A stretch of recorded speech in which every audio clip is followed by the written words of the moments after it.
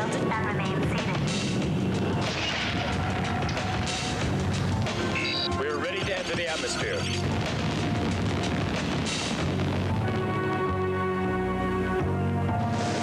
Next time we go out to space, how about leaving yourself a little bit of free time? Talented people are capable of understanding us. Continuing our top local story, hundreds of people report that these are bright glowing objects in the skies over Tokyo last night. It's coming.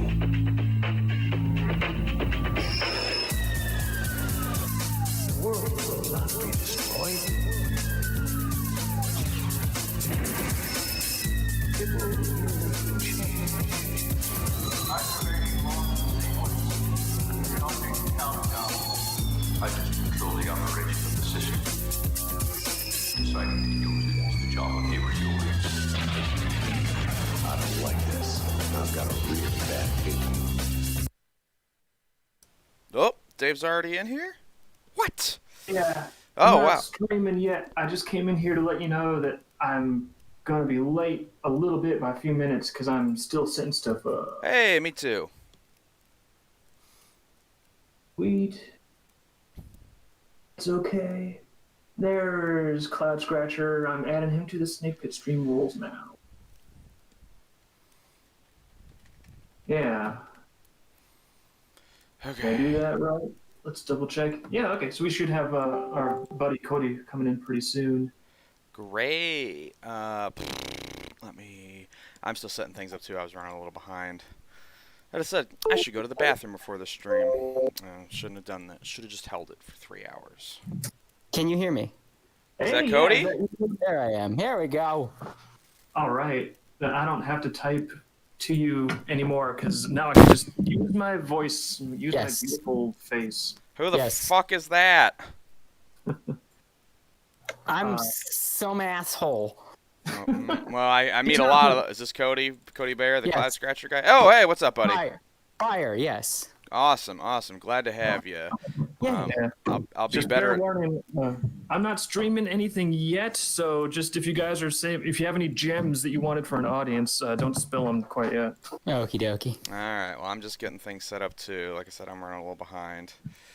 Let's get it on FA and Twitter, all that good jazz. Cody, I'll be more like a normal host in just a few seconds. Just Okay. give me those few seconds. Okay. Don't say I Well- jump on, but don't want to. Oh. We're all discombobulated today because we had a business meeting and then I had to eat 9,000 fucking vegetables. I know you're eating, what is it, 9 cups a day of veggies? Like, what? Would you just eat a whole bok choy every day? Why? Literally, yeah. So it's to the point where to make it easier, I'm just gonna start blending up smoothies every day. Get like a bunch of kale, have a gigantic kale smoothie and stuff. Okay. Why are you having 10 cups of vegetables a day? Because I contracted a stupid rare disease and I have to do it to live. Yeah, he caught MS. He got diagnosed like 2 weeks ago. It came out of nowhere. Yeah, it was really crazy. Like one day, Dave's like, "Yeah, my legs don't feel so good," and then 2 days later, he's like, "I'm in the emergency room." A few hours later, I think I have MS. I'm like, "Oh my god!" Like, That escalated. yeah, it really did. Jesus. Yeah, it was a hell of a weekend for everybody. Mostly Dave and Liz, but you know, Yeah. we try to watch out for him. It's been a little change of pace for me because I used to be like, hey, I take care of my health excellently. I'm in great shape. I Doesn't can matter. rely on myself no matter what. And then it's like, bonk, bonk, bonk. No, you can't. Doesn't matter. Health's such a crapshoot. Like, Dave's in really good shape, does all this health stuff. Got MS anyway. There's other people who will live to be 90 that do none of the shit he does. It's not right, but it is what it is. He's taking it well. Yeah. Genes do play a role. I'm learning to like vegetables actually quite a bit, so could be worse. Gross. I always like vegetables a lot, but my parents got me to eat them basically just when I discovered that if you put a little salt on vegetables, they become delicious. Yeah, like if you know what to do with them, they can be very good. Just parents are bad at it. They pitch you all the bad ones. Yeah. No, my father was like, "Hey, watch this," and I had a bunch of peas on my plate, and he just sprinkled some salt on. I was like, "Okay, try them." And I was like, Yeah, peas aren't. "It's like magic." Peas are pretty mushy, so they're not great. But all right, let me get my camera set up. All right, the links are all out. Cody's here. Dave, are you actually here, or are you like, oh, I'm gonna be late? Oh. Here I might just like pop in the bathroom and be right back. But if you start streaming, it should be fun. I'm already streaming, so. Oh no! All of this has been to the public. Oh no! Don't worry, I already accidentally plucked out one of my nose hairs on camera, so looking really sharp.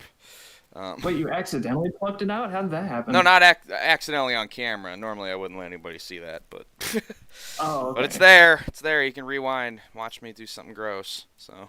I mean, we all know that we remove nose hairs from our face. It shouldn't be some kind of shameful secret. Yeah, but you know.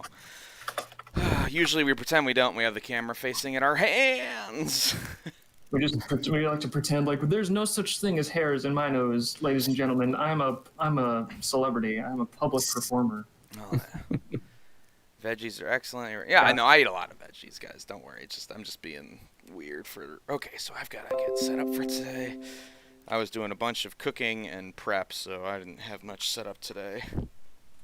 And I was doing promo stuff. Okay, where's my sketchbook? Yeah.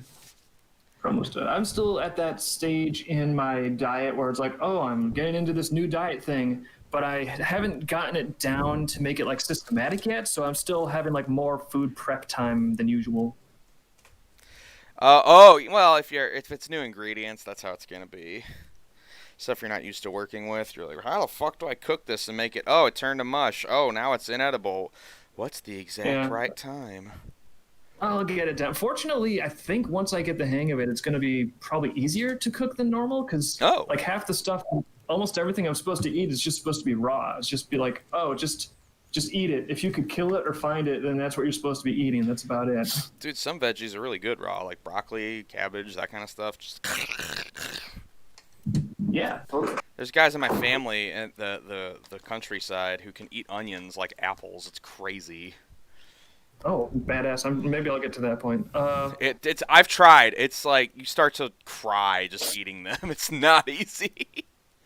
I'm like, right, no, my cousins can do it. Made a tactical error setting up the stream. I didn't have my headphones turned on. I'm gonna hit the restroom and then I'm gonna try turning on my headphones. So we might be having stupid tech issues starting now. Someone saw my fuck the FDA sticker. Billy sent me that in the mail. Any stickers I get, I stick on my my vinyl player or my sketch thing. They don't really mean anything. I just like them. There we are, guys. How are you? Good. Dave's the nose hairless wonder of mankind. Good, glad I'm here. How about cucumber? Ooh, I do like cucumbers. They're really, well, Larry boys, you can't eat those on Twitch. You'll get in trouble. Are we live yet? Oh yeah, we're live. I never got any kind of, okay, guys, we're live. Let's go. Oh, sorry. I'm sitting here waiting. Like, what are we No, we've been live, yeah. No, because I started it and then I got into Discord because I was a few minutes late, so. You're waiting, like, you're having all this discussion about vegetables. This would be good for a podcast. It's a shame that we're having this discussion while we're waiting to start. People love hearing about Dave's weird diets. Yeah, welcome to the super professional podcast where we have a guest on and we don't even fucking introduce him. I said his name. Sorry. I asked who he was. Cody. His name is Cody. Cody Bayer. Cody, introduce yourself. Bayer. I'm Cody Bayer.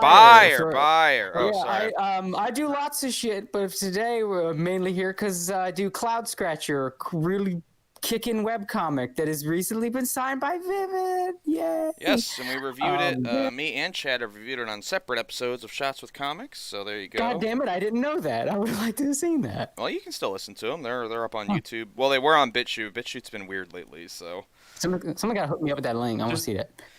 Did you review the book or the webcomic? The first book, which I know is a little rougher. Yeah, I know. Things move along as the chapters proceed, but yes.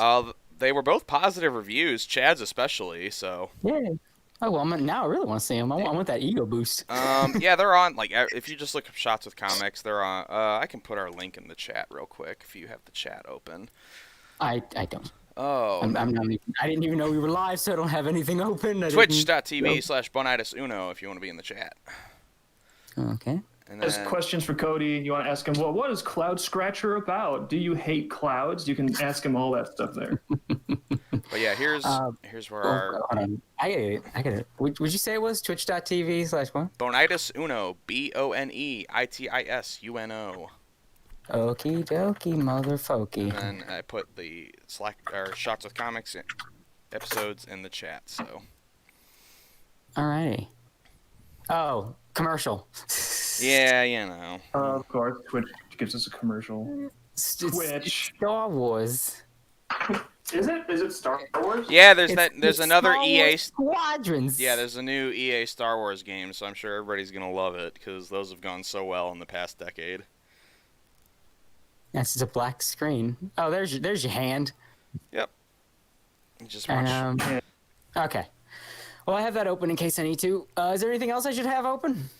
Well, if you got your own Twitch stream, we can put you into the multi-stream. Otherwise, just stay here, talk with us about your comics, our comics, any comics, really. I don't know the format you guys do. I don't know if you have pre-planned topics or not. I don't know. I generally write out some topics beforehand, but what we do is we draw live, we answer questions. Questions are always going to, because we do a multi-stream, there's Dave and my stream at the same time, but he's got that thing. I should open that too. The comments are always going to be in the Bonitis chat, so those are the ones I read. Dave's setup doesn't really let him read comments, plus he doesn't want to anyway. I'm kidding.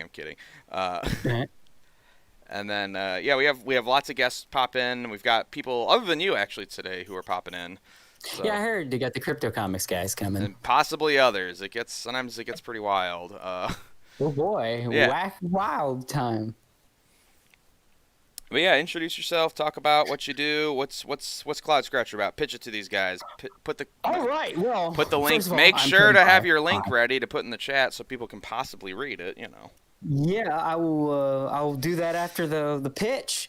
I'm Cody Byer. Like I said, I do a lot of stuff. I'm the guy that runs Anime Outsiders. I do. Now, what is Anime Outsiders? Anime Outsiders is basically the short answer is I can't stand anime websites or a lot of the fandom, so I went and made my own website. Oh, real? Okay, why is that? Because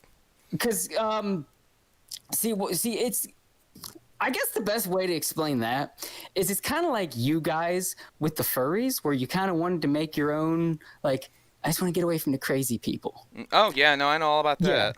Yeah. So that's like we're. Wait, hold on. Did anime fandom get really political? Did that happen? I wouldn't say political. That just like, man, I just want to talk about some cool cartoons. Y'all got mental problems I don't want to have to deal with. Okay, yeah. You know what I mean? The political stuff and the mental problems seem to come hand in hand. I don't know. It's like a chicken egg situation.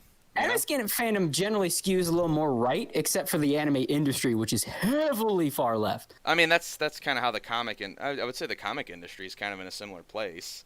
Yeah, where everybody you meet seems to hate the really weird progressive shit, but then the industry just keeps pushing it. It's like, everybody hates this. Yeah. It's very strange. Yeah, it's the same shit with like the anime industry. Well, the Western animes, and Japan, they could give a shit. Yeah. But so I was like, it was like several years ago. I was like, I just want to talk about some cool cartoons without dealing with like these people screaming that they don't have a girlfriend and using these cartoons as like a emotional crutch. It's like every website too. It's like you can't get a good review because like, you're gonna have to deal with someone that's got like a hang up that the show either panders to. Oh my God! You have the same issue I do. People with like very specific weird hang ups. That's like, what the fuck does that have to do with anything? Yeah, it's like I just want. Like there's like, and we had a podcast for a while. We're gonna bring it back in like a live stream format in the future when we can set all that shit up. But we had a podcast because like I can't stand other anime podcasts. It's all people that are socially awkward. That you shouldn't really have a podcast if you lack in social skills, because a podcast is social skills, you know. Sure. Oh, definitely. No, you have to be somewhat charismatic. Yeah, so I couldn't take that shit anymore. So I basically made my own website with blackjack and hookers. Nice. Where it's like, our anime reviews like are based on the quality of the show, not some other bullshit, not some other I'm in love with the cartoon girl, so I gave it an extra point. None of that shit. Was that happening a lot? Like, well, I really want to fuck this girl, so that's a good. Oh my God, me and you are gonna get along because I make fun of that. I make fun of that shit constantly, and people get really mad. It's like, I get you like the character, but the show's not well made. I get that this scratches an itch that your parents didn't scratch, but the show sucks. Bro, dude, you're like furry me. I can't get over Oh, it. I made two furry comics about exactly this. I've made a career out of it. Yeah, it was that was the thing. Like, and it would either be that or one of the most embarrassing reviews I ever read was How embarrassing. Anime News Network's review of a show called Flowers of Evil or Akunohana. Wait, they made hold on. They made an anime based after Le Fleur de Mal? No. That's like a It was, 15th century philosophy book from France. Well, no, it references that book in the show. It's very and super nihilistic. pretentious. It's super pretentious. The animation is god awful. It's a slog to sit through. But Anime News Network loved it to the point where it was like wrote the most unprofessional, glowing review they could. Their only negative they gave was the fact the show will no longer continue causes me physical pain. Oh God, that's gay. Yeah, so it's like no. You can say shit like that on this. You can call shit gay and retarded. I don't care. Yeah. Because I'm gay and retarded. I don't find offense to either.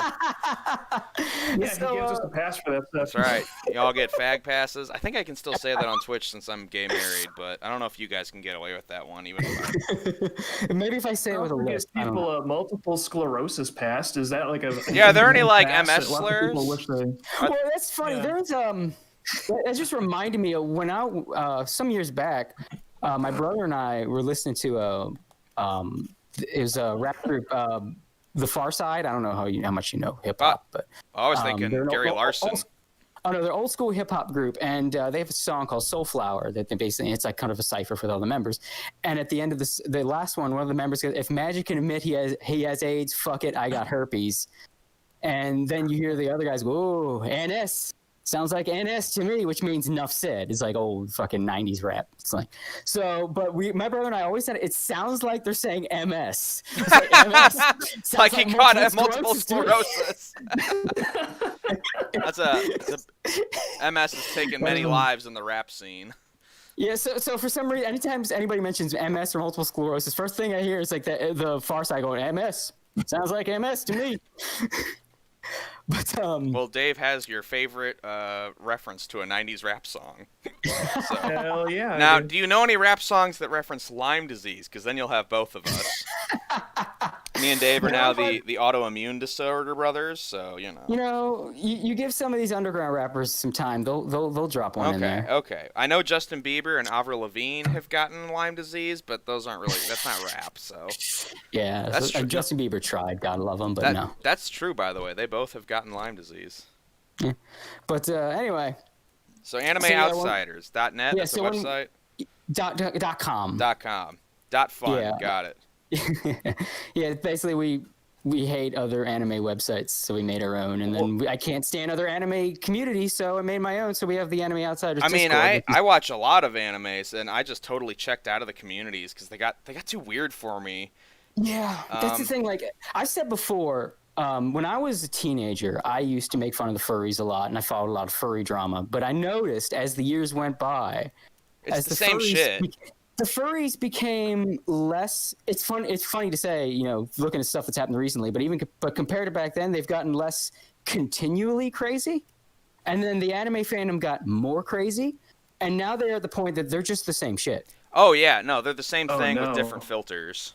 Yeah, absolutely. I think the moment that they finally met and became the same shit was the moment that the anime scene adopted like an ancient furry tradition of the con orgy. I mean, con orgies. AnimeCon started having con orgies. That was the moment. It's like, okay, well, we're furries now. All right. Listen, cool. I've been to con orgies. They're a good time. All right. So I didn't participate. I just interviewed everybody and drew all of them. Well, this really happened. I did this last year. I can't imagine the sight that must be. It was fun. Everybody was very nice, very polite. Very nice and polite. No, they were. No, like this girl got done getting railed by this guy dressed as like a fox or whatever. And then she got up. She was all like, "Ooh, that was fun." She's still naked. She walks over, tits in my face, not on purpose, just they're there. She's like, "Oh, do you want a beer?" I was like, you know what, that'd be good. And then when she gave me the beer, she's like, she's like, well, do you want to get like blown or something? I'm like, no, I'm here for work, miss. Here for work? I was.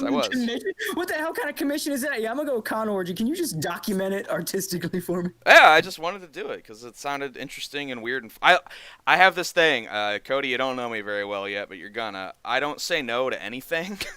I just do anything, and it feels exploitable. I mean, some people have tried, but I'm pretty good at usually spotting the idiots. But this was a good time meeting all these lovely folks at the furry orgy. They let me take pictures. You know, they didn't care.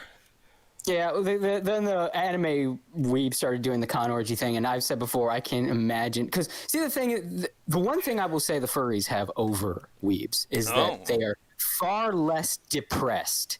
And the I don't know about fandom that. is just riddled with depression. No, furries have anxiety. That's what they have. They have anxiety, but they don't have like that full on like. Anime fandom is that like sad Wojak, you know what I mean? Oh, okay, okay, that's the prime. There's a lot of crossover though. One. There's a lot of crossover. You got to admit. There is, but I think anime fandom skews more depressed than the furry fandom does. I wonder what that's about. Why do you think that is? Well, because I think here's the thing: a lot of anime that's coming out nowadays is tailor-made to be for shut-ins and neats. Oh, I know. Yes. That stuff's weird. I'll try to watch it and be like, this feels like it was made for aliens. And then people online will be like, this is the best thing ever. And I'm like, this sucks. I love it. Yeah. Every fucking isekai, fucking they look like ReZero. There's a part where like you meet the guy's parents and they're like good people, and a bunch of people got fucking pissed off about that. Because the parents were nice. Yeah, they're like, his parents are supportive and great. What the fuck? They couldn't fucking take it.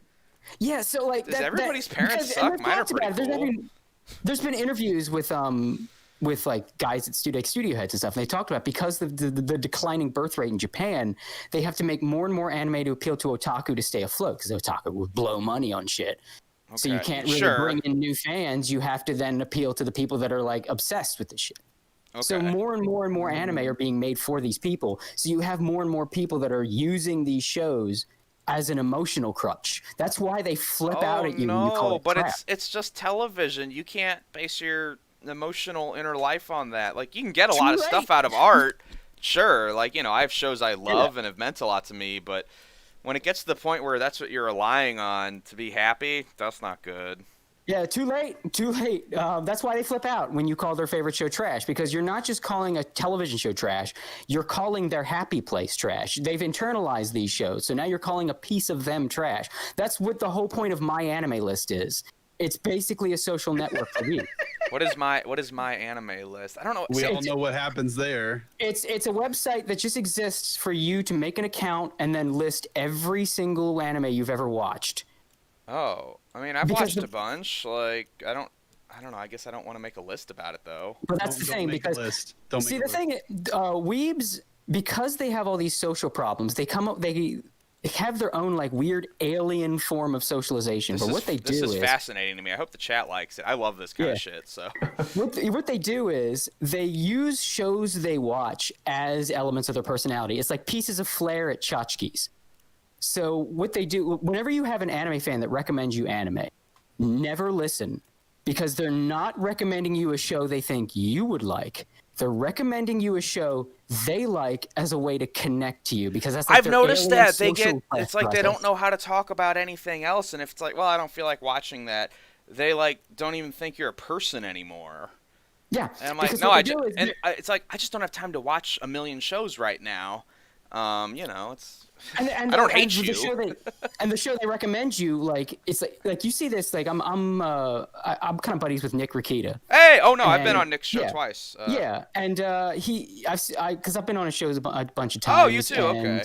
Yeah. I was on the really horrifying furry episodes. I'm the guy that got him hooked up with Vic Mignogna. Oh, okay. Hey, all right. We got Nick Rikita connections. How about that? Some of this fucking Weeb War shit is my fault, and for that I apologize. That stuff's fascinating. Oh, Jesus Christ! What the hell was that? Kazan has sound effects. Oh god. That was actually people clapping for you. There's a big audience. Oh, okay. It sounded like someone was running like something over fucking asphalt. That too. Like, that was just random. That's how they applaud. Also, I'm not sure if you've met Hazen before, but he does like anime reviews on his YouTube, so you guys might even hit it off too. Yeah, we talked. No, I liked a bunch of stuff you did with Anime Outsiders. Yeah, so but yeah, you see this on like Nick Rakita's streams where someone will recommend him anime, recommend Drexel anime. They don't recommend them shows that like, Nick, based on the things you've said you like, this show is up your alley. I get that too, Yeah, they recommend him like interspecies reviewers. They recommended his buddy Drexel interspecies reviewers. I mean, that's like a funny show, but he wouldn't like that. I mean, it's just... Interspecies reviewers is for people that can't get laid. Like, it's funny that it exists. I like the part where they fuck the hyena girl, but that's the only part I've seen. That's the only part I've seen. I just saw that clip and I was like, that's cool. I'd fuck her. Is targeted. It totally is targeted at like virgins, though. Yeah, yeah. Like, you know, like a guy like Drexel, a big black guy that bangs women on the regular, has no need for interspecies reviewers. Well, maybe he wants to broaden his horizons. He's like, maybe I'd fuck a hyena girl. Like, you really think Drexel's gonna watch his show? Like, in the first episode, they introduce one of the main characters with a hermaphrodite angel by zooming in on the angel's bulge, and like, yeah, that's just for Drexel. Yeah. No. Well, can you imagine Nick actually sitting down and watching something like that too? No. Like with his with his like Christian family and like all right, everybody out of the room. Dad's got to watch anime for. When I first started coming on his show, I think it was like the first stream I was on. They were trying to get him to watch Miss Kobayashi's Dragon Maid, and they'd hate. I mean, that show's kind of garbage, but it is. But like that's another show that's for lonely guys. It's the point of the show, though. It's like here are like it's voyeuristic, cute girls, but there's also a fantasy element, so you have some escapism, and that's the point of it. Get and this: kids into weird fetishes because my husband, my very gay husband, his friends were like, "No, you'd really like it." He's like, "Guys, I'm gay and married. I'm not gonna be into this." Like, and they're like, no, it's like really smart and deep. And like, he's like, no, it's not. Yeah. I like that show, but like, I only ever recommend it to stuff to people who like cutesy sort of shit like that, like slice of life kind of stuff. Yeah, it's not gonna be for like someone. It's not. I wouldn't recommend it to you, Bone. I wouldn't. I just wouldn't. I know you wouldn't like it. Thank you. No, people just think, I'm gonna like. It's like, no, I'm not going to like it unless it's very well made. And has really tight. If you like JoJo, you're gonna love Dragon's Maid. Like I like a lot of JoJo's, even the early arcs, which are stupid. But I like the history stuff, and I even like the fact that it's kind of bad, because that's interesting. To me, anyway. I like that. I have a theory about why that's like that. I'll get into that one. Oh, day, but not right now. Please do. Yeah. But go ahead, and then I'll. No, go ahead. You go ahead. Yeah. No, I was just saying like that's gonna take like 30 minutes. So you go ahead. I'm saying like that, but that's like the thing with the weird alien socialization, and it is like an alien species kind of thing, like the way they socialize. Of like it's like, let me give you this piece of me to absorb into you, and then we can connect. Like that's not how you just talk to people. You figure out what they like, and you recommend based on that. Yeah, it's the exact same phenomenon when you meet somebody who's like, really like on the spectrum, I guess socially, like they cannot. That's the way they like bond with people at all. Is they just all they ever have to talk about is like the thing that they like. Like, have you ever met somebody who was like really super into like Warhammer or something? Yeah, which is I'm right here. People are kind of into that. Yeah, well, you are like that, right? But every conversation we have does not come back to Warhammer. When I say like, damn, man, somebody cut me off in traffic today, it'd be like, this is just like the time that General Imperatus got cut off in Warhammer 40K. Like, I know so many. I don't know them because I never try to be friends with these people, but like, because they're terminal usually. But like, you see terminal, that, like and you just they're dying. Yeah. Immediately everybody like they're never going to get better than that. Like you see that, and everybody with any kind of social skills in the whole room will look at that and go, yikes.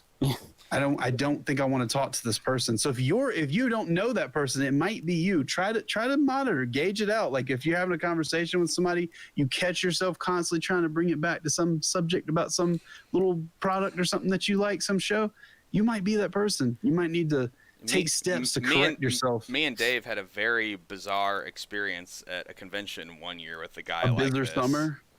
This was a very bizarre summer, you might say. Was it in 1999? No, this was a little before. This was a little after that. But no, Dave was having like a Dreamkeepers fan room party thing, where it's like we just got together, played board games, drank and stuff. It was nice.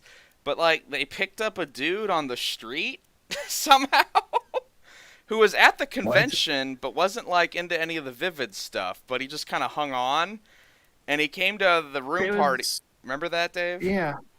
Yeah, it was so weird because it was this guy that was like aggressively awkward, and everyone was like, "Oh wow, this guy's really making me uncomfortable." But then everyone was like, "Well, I don't want to like just kick someone out of the group." So, but then as the evening progressed, everybody realized, "Wait, who invited him? You didn't." No one knows who did. You didn't. He's not your friend. He's not your friend. He's not. And then it turned out it's like, no, this is just some random guy that saw a group of people, and he was like, "No, it has me." Among other things, he did two things that I remember. Was one, we kept playing, and this was like 5-6 years. It was 4 years ago. And everything we would talk about, he would always try to loop back to the anime assassination classroom, which I had not seen at the time, so I never had any idea what the fuck he was talking about. And Dave definitely didn't. He was like, "What the fuck?" And then the guy also kept trying to give me in particular like massages. Whoa! What the fuck? He kept giving me, and I think this is when me and Dave realized we could be friends. Was this guy was giving me like an aggressive shoulder massage, and I just made terrified eye contact with Dave, and he just like with his eyeballs sent back to me signals like, "I'm so sorry, just don't make a thing of it. I'll make it up to you later." And I knew everything he had said, and he lived up to his eyeball words, but it was Nice. like I didn't want to make a big scene at the party, but I was like, "Oh my god, this man won't stop touching me." Like he figured out I was the gayest one there and was like, "All right, let's do this. Bonitis is hot to try." I want to ask you. I want to ask you, what stops you when something like that happens? Because, like, if somebody does something like that to me, I'm like, "Yo, man, get your fucking hands off me! What the fuck do you think you're doing?" Like, what stops you from doing that? How do you not like bug out immediately and go Hulk mode? You know what? The answer is really sad. I'm just used to it. Like furries are so weird and awful and social, like that's not even like the worst thing. I'm like, oh, this guy's like too touchy, like whatever. He hasn't touched my crotch yet or anything. He didn't lick me. I followed the furry shit from the 2000s. I remember the stories. Like I've dealt with much weirder, scarier people. This guy, like in my head, like I can kind of gauge, like, oh, he's weird but harmless. I just kind of know at this point. I've done this forever, so I was like, oh, this guy's weird but like we never saw him again. I don't think. It's been 4 years, so he probably did touch someone wrong and they killed him. Like that's probably what happened. Oh God. We got way off track from it's fine. myself. It's fine. We're telling fun stories. So I know. It just hit me like that's how we got here. Well, like from Anime Outsiders, Cloud Scratcher to Anime Outsiders, and Anime Outsiders to why are you doing Anime Outsiders? And then, well, let me tell you. I mean, it's interesting. From that to I got a neck massage at a furry convention that I didn't want. Yeah, well, Oh shit. But yeah, you do Anime Outsiders and Cloud. Now, do you do Cloud Scratcher with anybody else? No, I originally you. did like in the very beginning, but now it's just me. Well, okay. And yeah, I read, I believe, the first 4 or 5 chapters in the book. 4, yeah. Okay, 4. And it's everybody who's read it that I know, myself included. There's a lot of comparisons to Tailspin. I'm sure you're tired of that. I mean, it's one of the inspirations, I guess, because it's for those who don't know. I guess this would be a good time to lead into the sales pitch. Cloud Scratcher is an action adventure comic that it's meant to emulate the look and feel of the cartoons I grew up with back in the 90s. So it's mostly Disney, like the Disney Afternoon, also mixed with Don Bluth, but a little bit of stuff in like SWAT Cats, Bucky O'Hare, and stuff like that. Yeah, that's why I went with the anthro aesthetic, because I don't draw anthro characters before this comic. I was about to say, you draw a lot of them now. Yeah. Because I had to get that aesthetic, because I think it was like the actual number is 80+% of all animated media in the 80s and 90s was anthropomorphic characters. Oh, interesting. I think that's the actual. Yeah, that's like the actual number. So it was like, okay, well, if I want to emulate this look, I got to learn to draw two things at once that I've never done before: cartoony stuff, because I'm more skew like realistic, so cartoony stuff and anthro stuff.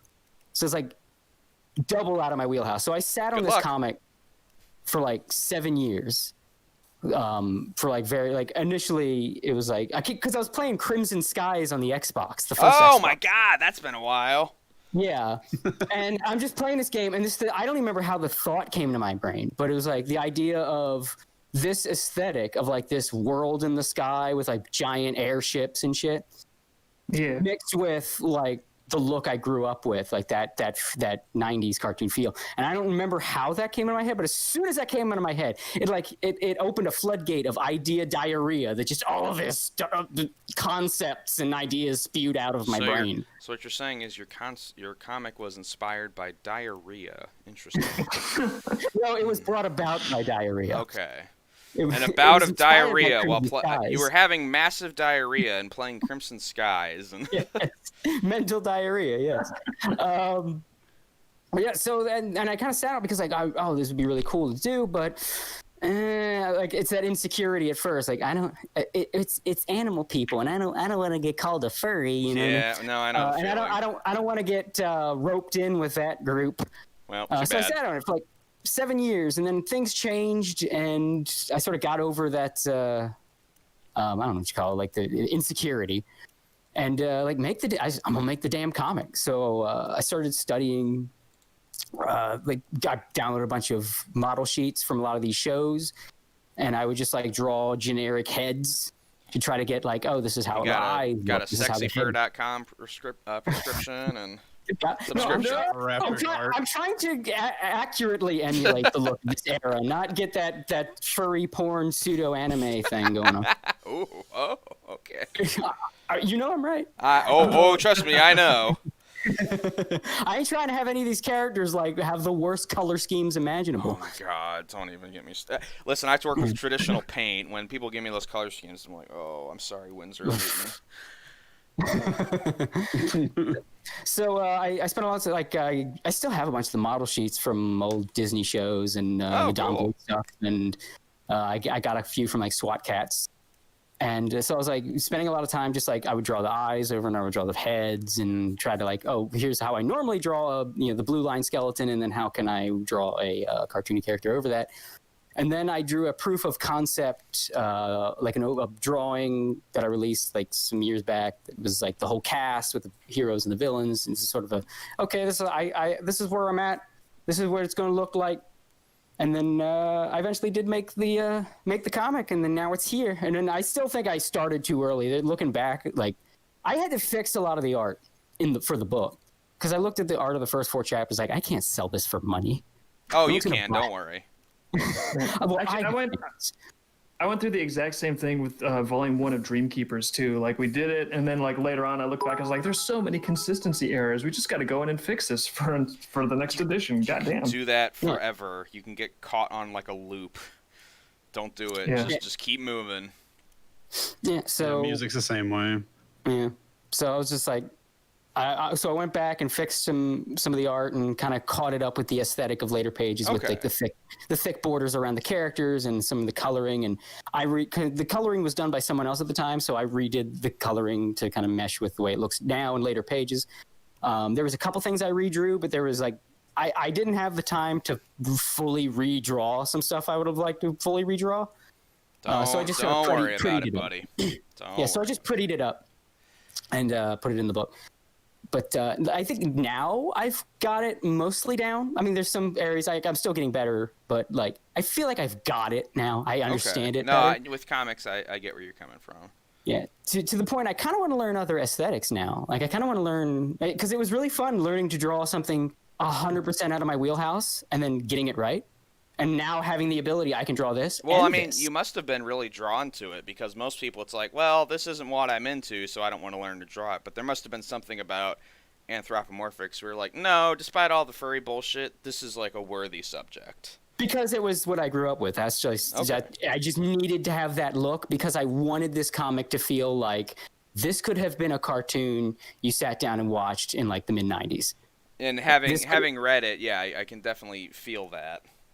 Yeah. Yeah. Like, And I have sort of a mental standards and practices, like never go in beyond what you saw in this show or this show. Like there's certain, like never go darker than Bluth. Even like I don't even get as quote unquote sexual as some of those cartoons did, just to be safe. Oh my God, are you repressed? Blink twice.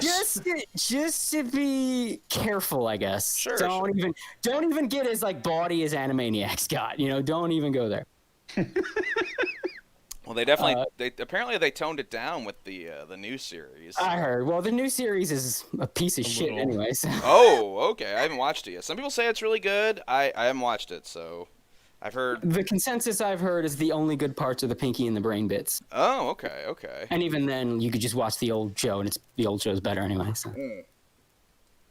Well, I mean, I like the remake or whatever you want to call it, reboot. I thought in some ways, I think it outshines some of the original shit, but the look and feel of the old stuff, you're never going to see stuff like that again. It just takes too fucking long to make. It's a damn shame. Fight. Yes, feed your hatred. I didn't think the new one's just got too much damn cringe. It just it doesn't really capture like.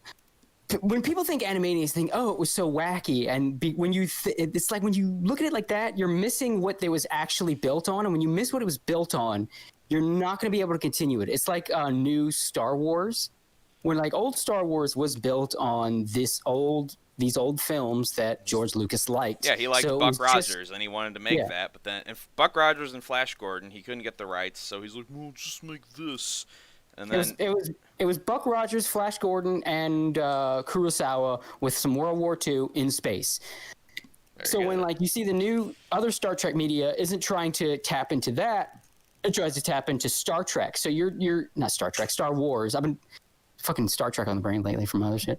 So it's just tapping into Star Wars. So you're essentially creating a copy of a copy rather than getting into the meat of what made that copy so good. And then that's why The Mandalorian works, because it's based on spaghetti westerns. It's based on other classic films and putting it in space. So it's coming from the same core of Star Wars, so it works. Whereas these other things are just copying the surface level shit.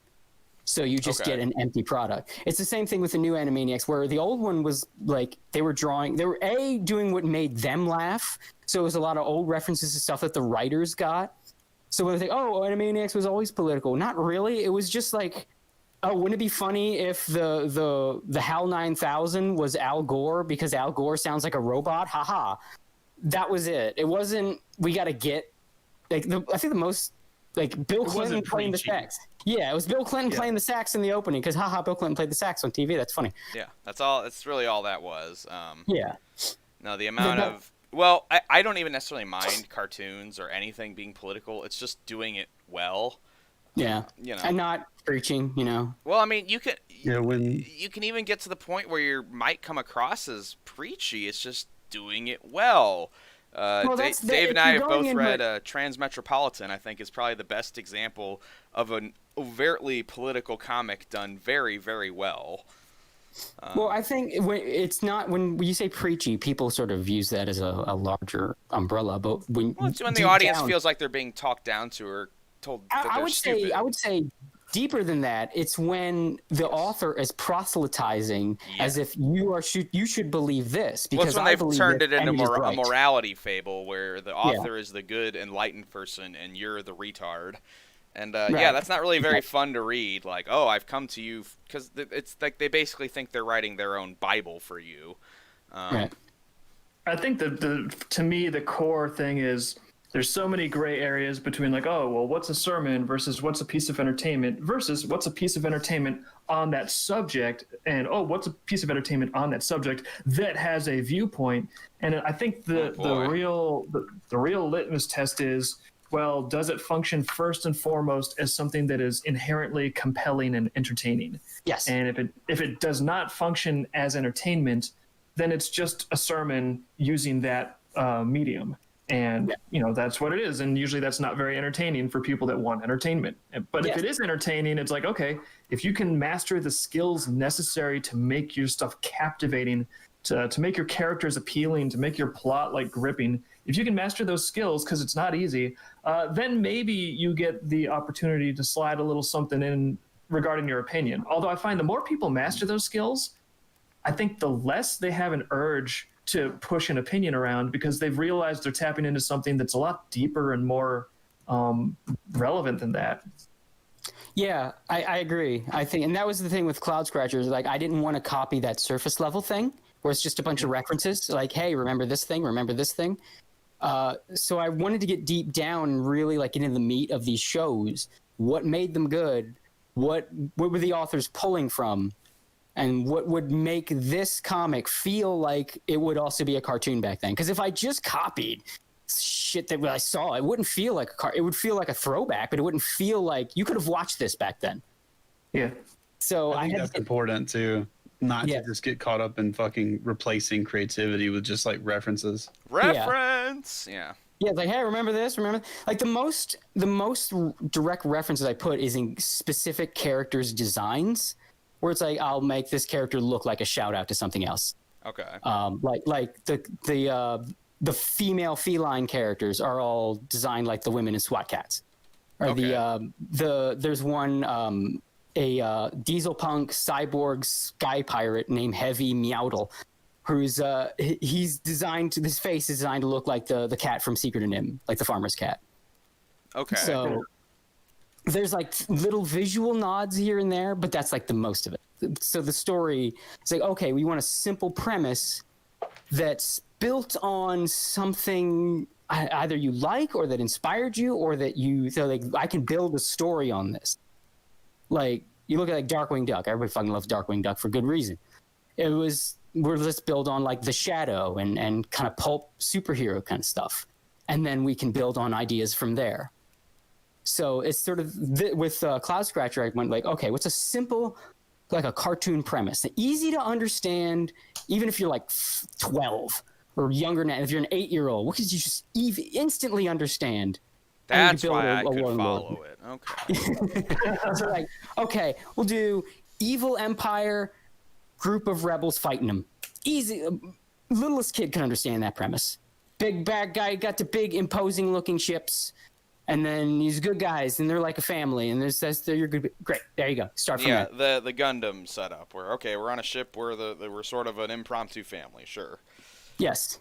I think I said that in my review. I was like, because I had just been watching the original Zeta Gundam, Double Zeta, and 79, which all kind of have that. This is the good guys. They're on their ship, and they're like a family almost, but also everybody's real upset 'cause they keep dying. Yeah, the main cast of Cloud Scratcher is built on a family dynamic. Yes, like which people obviously like. Yeah, the captain's the golden the dad, retriever captain, who we all, both of our reviews, me and Chad compared him to Bright Noah from Gundam. We're like, oh, he's like Bright. He's the Bright Noah. Okay. Who is a literal dad in Gundam. I don't know how much Gundam you've watched, but yeah, I have friends that have watched a lot of Gundam. I haven't. I'm a big Gundam guy, so. That's one of the things I couldn't get into it, but I respect it. I get why people like it. Man, the more I've watched, the more I've liked it. It sucks you in. I get that. To the horrific, to the true dark horrors of the universal century. Christ. Anyway, sorry. Just I wanted to bring it back that I have read this. We reviewed it, so don't worry. Yeah, we'll have to check that out. Please do. So please do. So from there they built the simple premise, and then you build a world from that. Okay, it's a world in the skies. People get around on airships, in planes. So you build that from there. Oh, it's literally a world in the skies. It's like an ocean of clouds below them. People don't go under those clouds. There's bad things under the clouds. Don't go down there. Which I think it's a cool element to the world building personally. Just like what's down below? Ooh, why don't they ever go down? You get some hints, and eventually you will see what's down there. But if there are people that come from down there, and you hear like, oh, the people that live below, their people are from below the clouds. They're usually tougher because it's rough down there. Like Earth ponies. Sorry, How dare you, sir? I had to. Sorry. Yeah, I'm offended. But yes, there's like arts that people learn from below the clouds, where it's like, that's where like people can do more superhuman shit. So it's like that's the kind of stuff you need to know if you're down there, stuff like that. Okay. So that kind of thing. Oh, simple premise. Everybody gets around on airships and planes. Why? Well, let's expand it like a cloud ocean. You have even just using I wanted to have more use for the animals besides just to get the look. And I know, like, even a lot of furry comics, just there's no point to them being animals. Oh, that drives me nuts. Both my comics have very particular reason they're animal people. Yeah. So but usually usually the answer is, oh, that's what I want to jack off to. Yeah, really. I want to jack off to border collies. Fucker. God. Oh no. Oh no.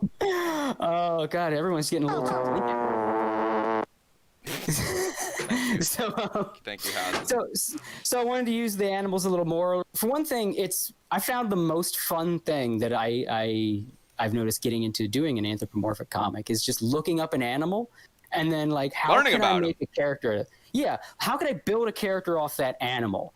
Like the way they look and the way their behavior is. Like how can I build a character off that? Sure, now, I'm like, kind of a hack. I'm kind of a hack. So if an animal's poisonous, they're probably going to be a villain.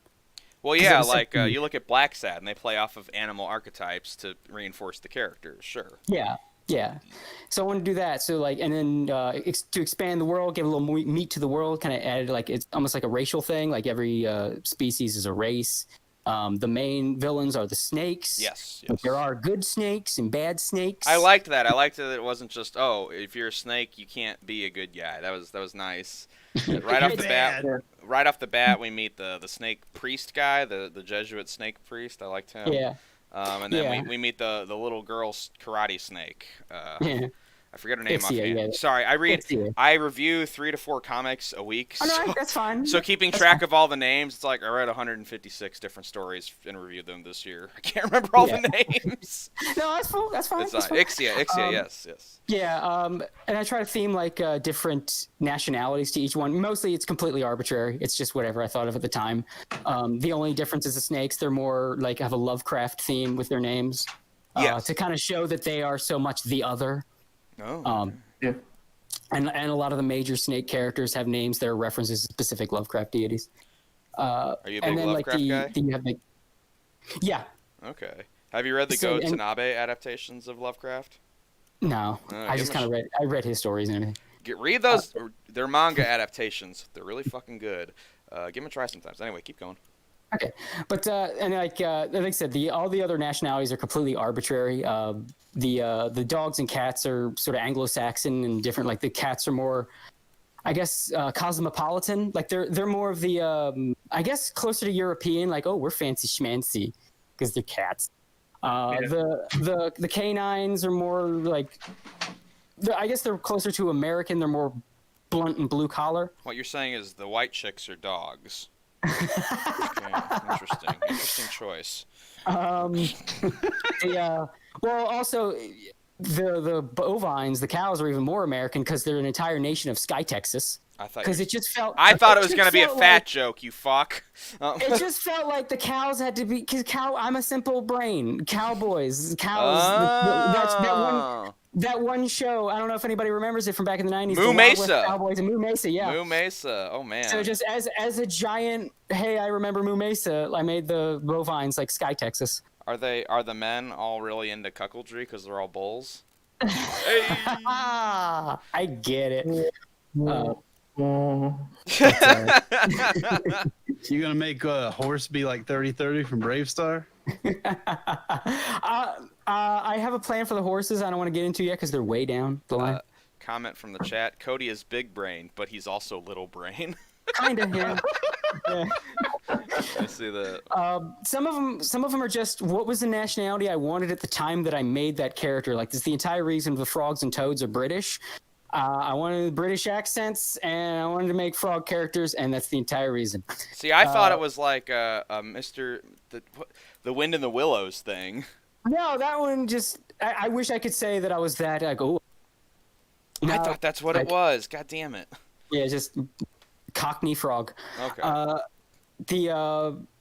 about the pig? Why the pig? The pigs are French solely because I remember, and I don't. Pink Panther, Jacques Cousteau or something. But I remember a French person just thinking it was really funny the way they called someone a swine. A swine. So, you swine. So the French became swines because of that. That's my entire reasoning. So that's I just want just a thing to make the world feel more like a world.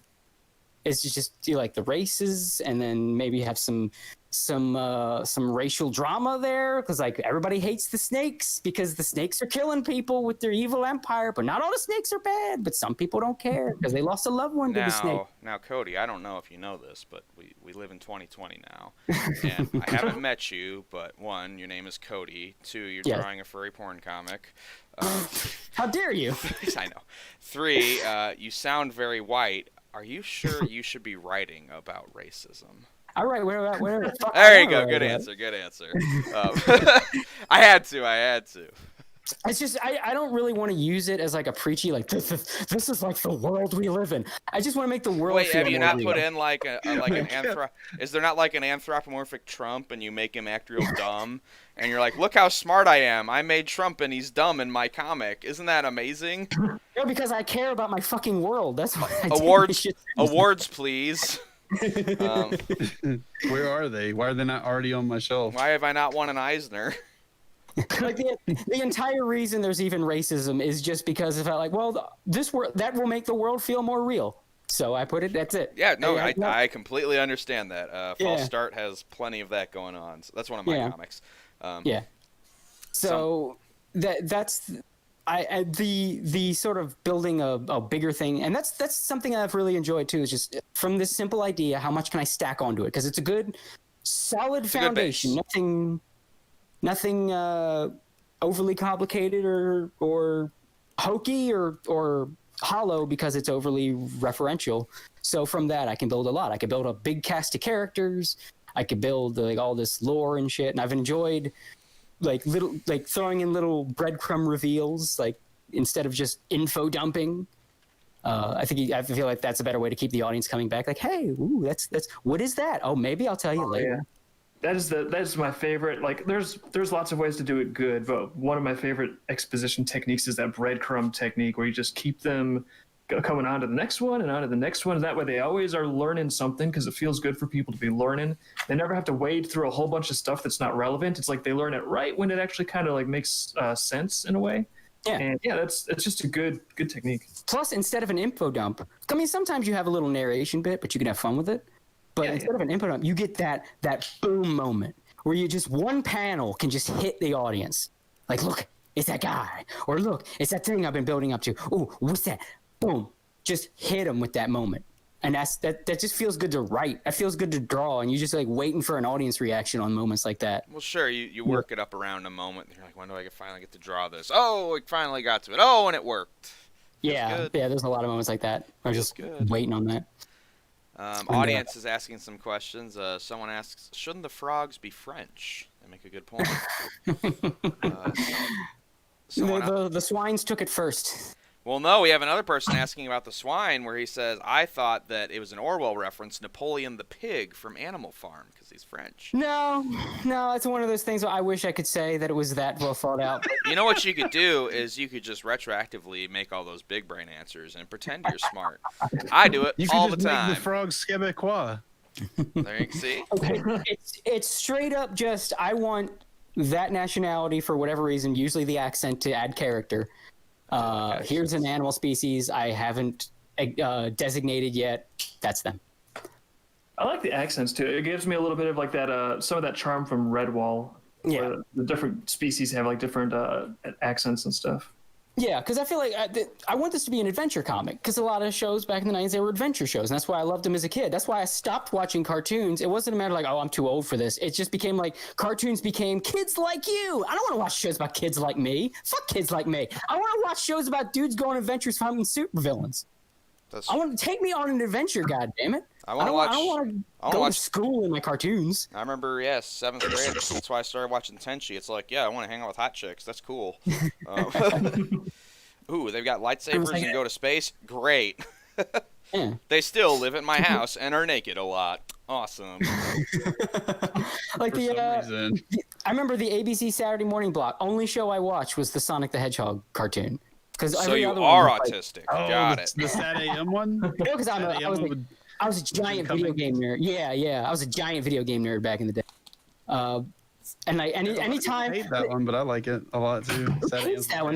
That's like the popular one, I guess. Because people who are really into the autistically into the games, like they're just like, it's not Sonic, it's not bright and colorful. What the fuck? It's just like, it's like a new thing. It's like something different. That's what was cool about it.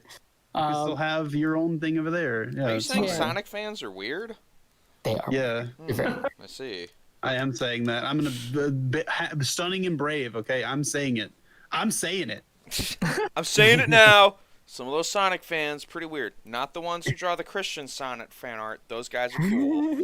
I get what they're about. Is there any Christian Sonic fan art? Let's be real. No, there's tons of it. That's like a joke. No, there is. Oh no! I know Okay, those drawings. I know those. I'm talking about, jokingly calling them like clean Christian, like Sonic, because like even the people doing the official comics have like a past. You know what I mean? Like some of them. Well, like Ken Penders. Penders, we all know. Well, there was like some of the later artists that came on. Also, like there was one. It was some chick. She drew like Sonic porn back in the day of like her OCs, and then like had to scrub that shit from the internet when she got hired. I figured they would like that. They'd be like, "Oh yeah, you're exactly what our fans are looking for." Why would you do that under your real name? Oh no, she had another alien. I don't remember what it was, but I think her real name was in it. I think her name's Jennifer or something. I think her name had Jen in it. Jennifer in it. Yeah. Yeah. So it was like, and then just people just found out and she just scrubbed that shit. I think she scrubbed that shit earlier because she's like, oh, if I'm remembering correctly. Now they know for sure it's you. Well, I know the big one is it's Rebecca Sugar because she would draw like Ed and Eddie porn. Yeah. But she still works at Cartoon Network. Shitty cartoons. I mean, everything she makes is awful. I mean, at least this chick was drawing of-age characters. I mean, yeah, but pro tip. Well, they say that, every but artist canonically, if you're ever going to be drawing Sonic porn, never use your real name. Always go with something cool like Hog Crusher 9000. Yeah.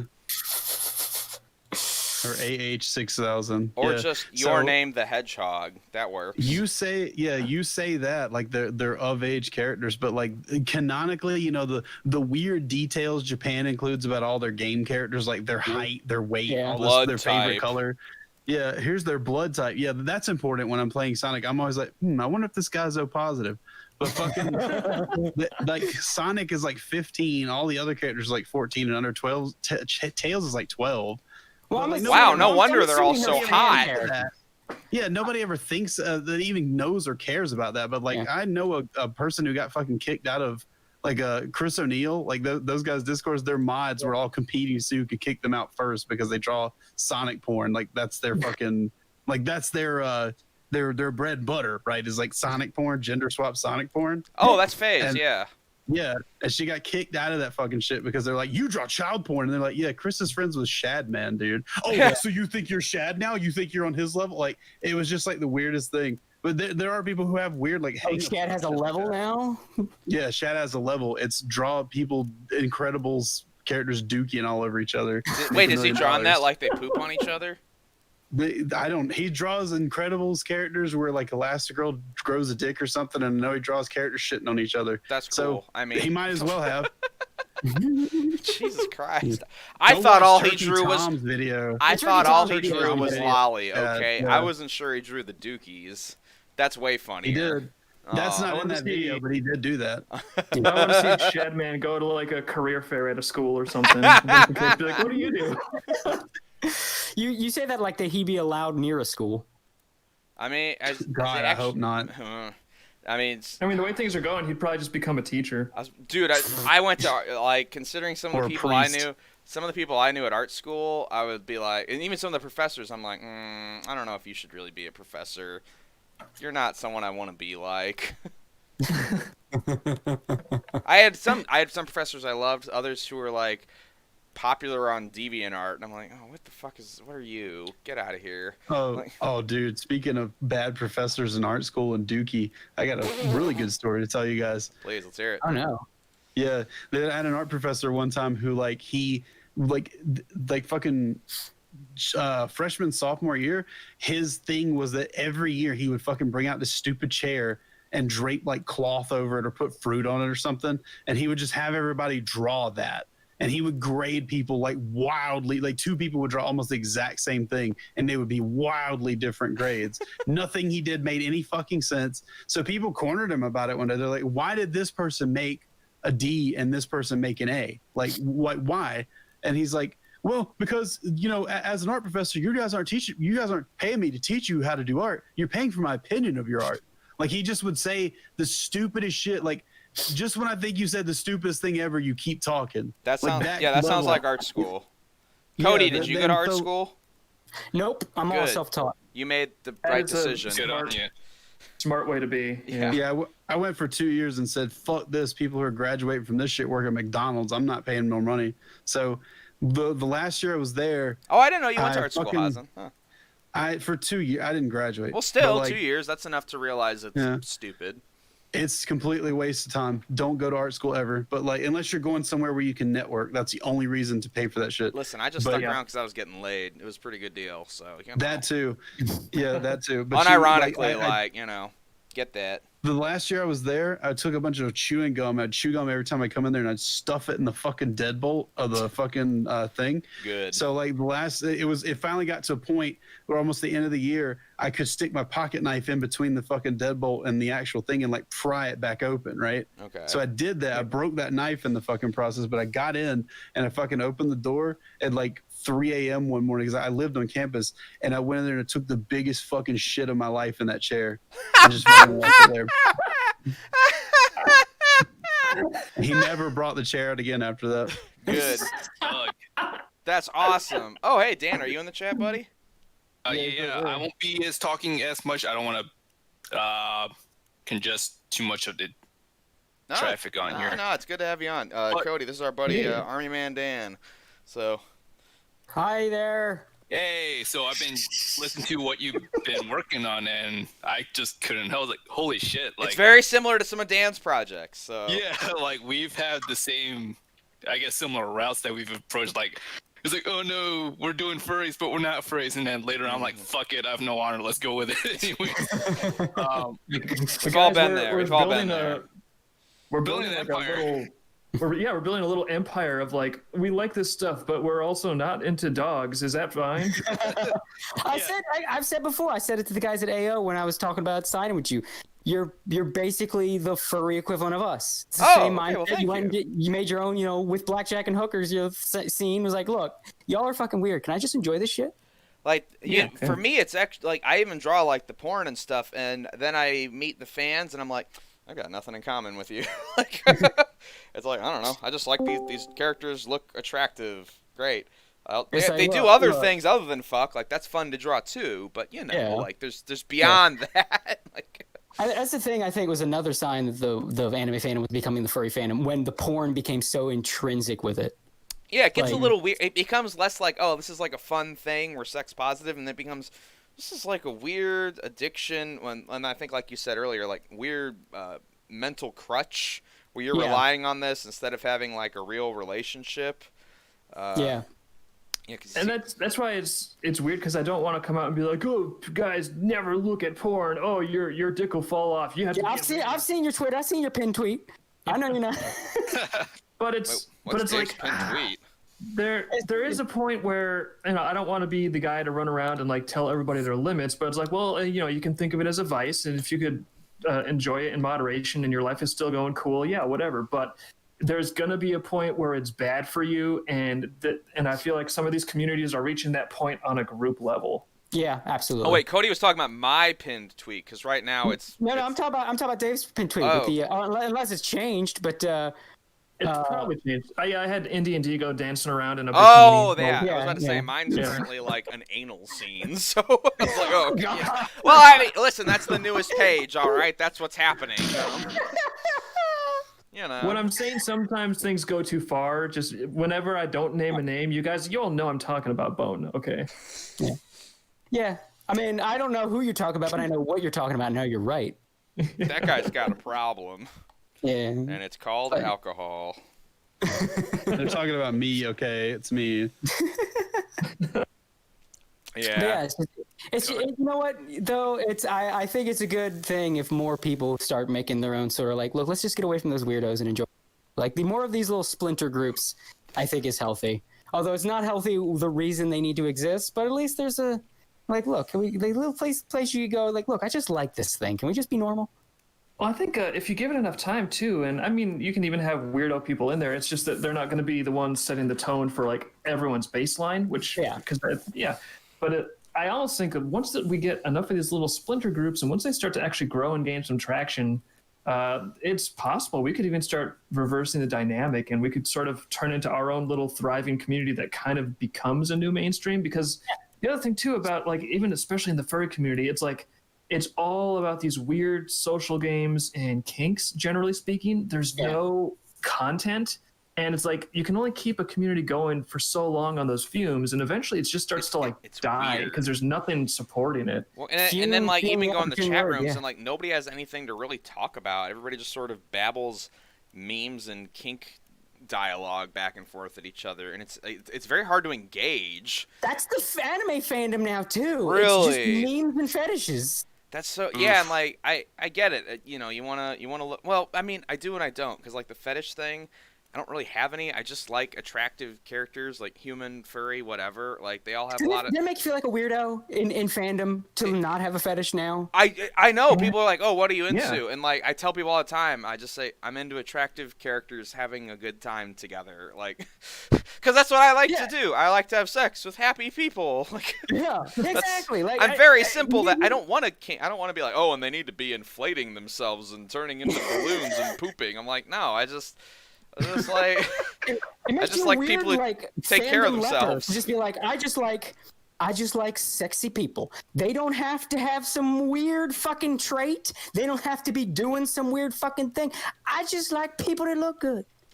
That's it. And like the fetish stuff doesn't necessarily bother me because I'm a very free speech guy. Like draw whatever you want.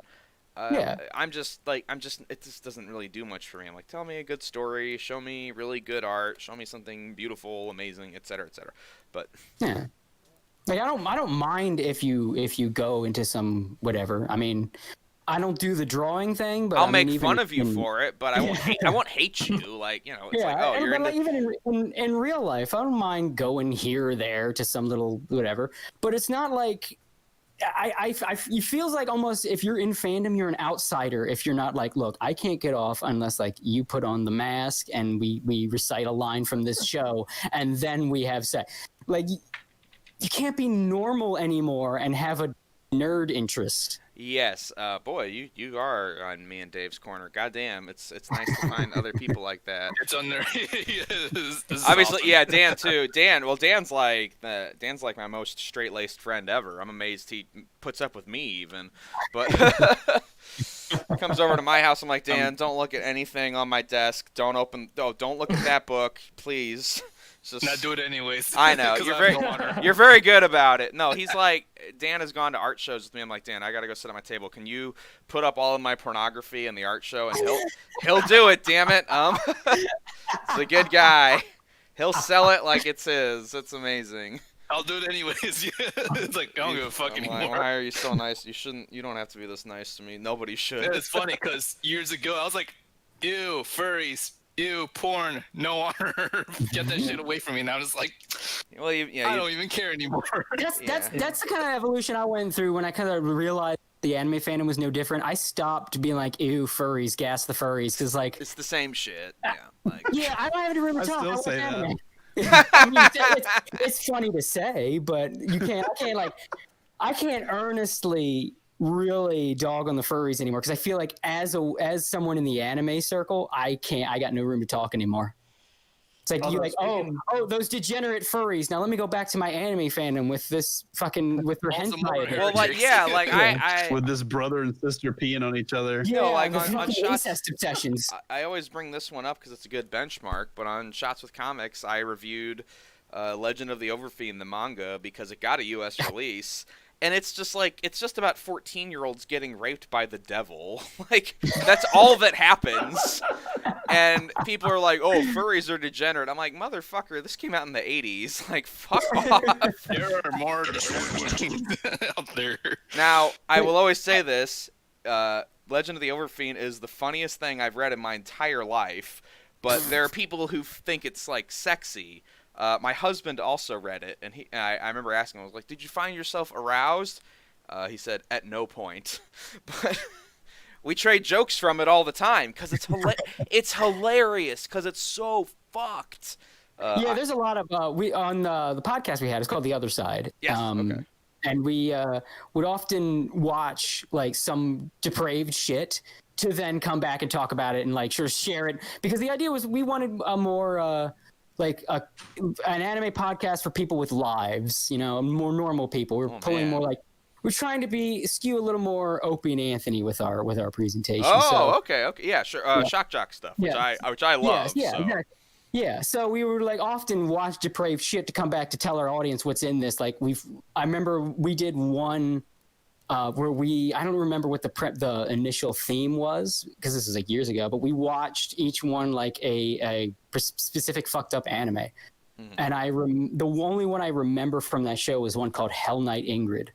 Mm-hmm.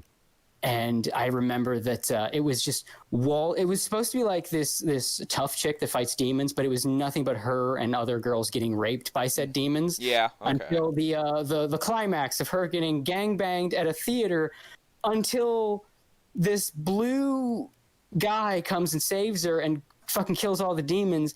And he was voiced by Norio Wakamoto, which was the weirdest shit because he doesn't really do porn. So why is he in this? And he didn't fuck anybody. I guess that's how he got the role. Maybe he didn't read the script. I feel like we were talking he had to be friends with the director. It sounds like someone inspired by the works of Toshiro Maeda. That's the Overfiend guy. And it was. I know what we did as a Christmas episode. We watched Boku no Pico. Oh, did you go to jail? And that was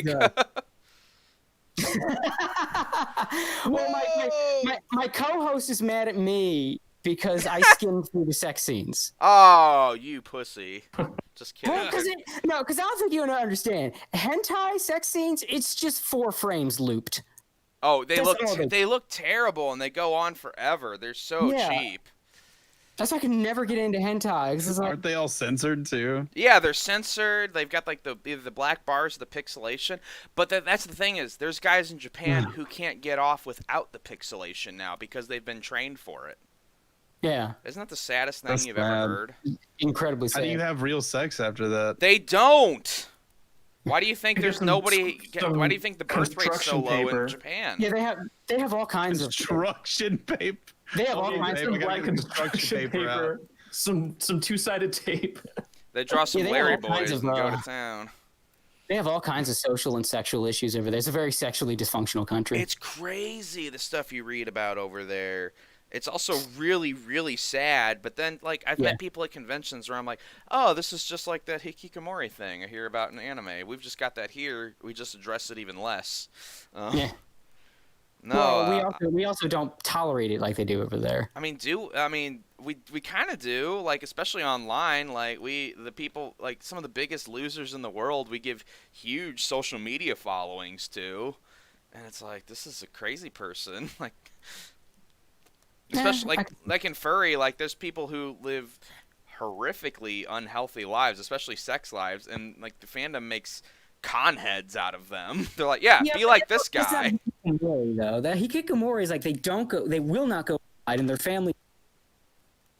You cutting out? Yeah, you cut out a little there, buddy. I said that's not like a hikikomori though. Hikikomori, they will not go outside, and their family takes care of them. I mean, we've got that in furry too, and some of those guys have quadruple hextuple the following Dave and I do, and it's just because they're just weird, angry sex perverts online all day, every day, and the algorithm rewards it. Well, I don't know if it's so much that the algorithm rewards it as it is that there's a huge market of people that just want someone that's a little bit famous to express those views. It's the same reason like Nick Fuentes and people like that are big. They just get on the internet and say stuff people are already thinking, and they just like, yeah, a guy on screen said thing I think. Sure. And then they hit subscribe. Sure. So people are kind of signing up for the personal validation, not necessarily because there's anything aspirational It's always about shit like that. Even with good stuff that's created, there's some level of like the person who's creating this is chasing something that I find very valuable. Yeah. Okay. And like that's one of the reasons a lot of people hit. Everyone's a grifter these days. Oh my God, Yeah, we've got Colin on degree. now. Hey, what's up, buddy? Oh, Colin. shit. We got everybody here today. Everyone's here. Hey, Colin, we've also got Cody Byer on. He does Cloud Scratcher. Cody, Colin is a musician, a formerly trained composer who's quite badass. Yeah, he's really neat. fucking good. I just happen to be a giant music nerd, so that's pretty cool. Oh, really? cool. Okay, cool. Yeah, actually, Cloud Scratcher is peppered with fucking music references. It's like furry JoJo almost. Well, if you need a score in the future, Cody's your man. Or Colin's your man. Please. Jeez, all right, I got 2 beers in it. Our 2 CO names. Oh shit. Nice to know. But yeah, good guy to hang around. Cool. Nice to know. Colin's done all sorts of stuff with us. Plus, he lives nearby, so we hang out. A lot of us are out of Michigan, so we all decided, what if we lived in a place where it was almost always overcast? Oh, here's where we could go. Surprise. That's all right. When we get together, we make our own sunshine. That's true. That's true. That was supposed to sound masculine and badass, but it worked. I want to live in the Twilight movies, is what I'm. Oh God, no, not like that. Don't worry. There's All a right, lot. Team Edward or Team Jacob. Let's go. We we got my dad a Team Jacob shirt for Christmas one year, and he threw it away, and he was so mad. It was like Jacob, like shirtless, coming out of the rain, like glistening. It was so funny. He was very upset. I have actually seen those movies several times because of riff tracks. Oh, that's how I watched them too. Yeah. The riff tracks make them amazing. Yeah, the riff tracks of the Twilight movies are like turn those into some of the best comedy movies ever made. They're so long, though. Yeah, my girlfriend and I will just pop one on, like, at least, like, on a regular basis, we'll watch at least one. That's me. Yeah. Like, it's like a thing now. I do that with the Twilight riff tracks. I just turn the Plinkett reviews on in the background. I get you. Yeah. Yeah. It's the riff. I have a gigantic riff tracks library. It's kind of nuts. We did those we were really into that in college. God, that was 10 years ago, though. Like, yeah, that's still relevant. Things I did in college. Oh, no, I'm 32. Not anymore. One of my favorite ones is the one they did for Saw, the first Saw movie. Oh, yeah. I did not watch that until I saw the riff tracks of it. I didn't realize the second half of that movie is nothing but people fighting over guns. Yeah. Oh, you it's never... nothing but like, I've got a gun in my hand. Did they do the first Saw? Did they do that? Yeah, they did. The best one is the like entire second half of the movie. This guy's got a gun. I'm gonna try to get the gun out of your hand. Like everybody remembers the torture porn. That's only the first half of the movie. The best part of it is when the guy goes out to he's describing like how he got kidnapped, the white guy, and he's just like, I was going out to my car, and then you hear like fucking Mike go, ...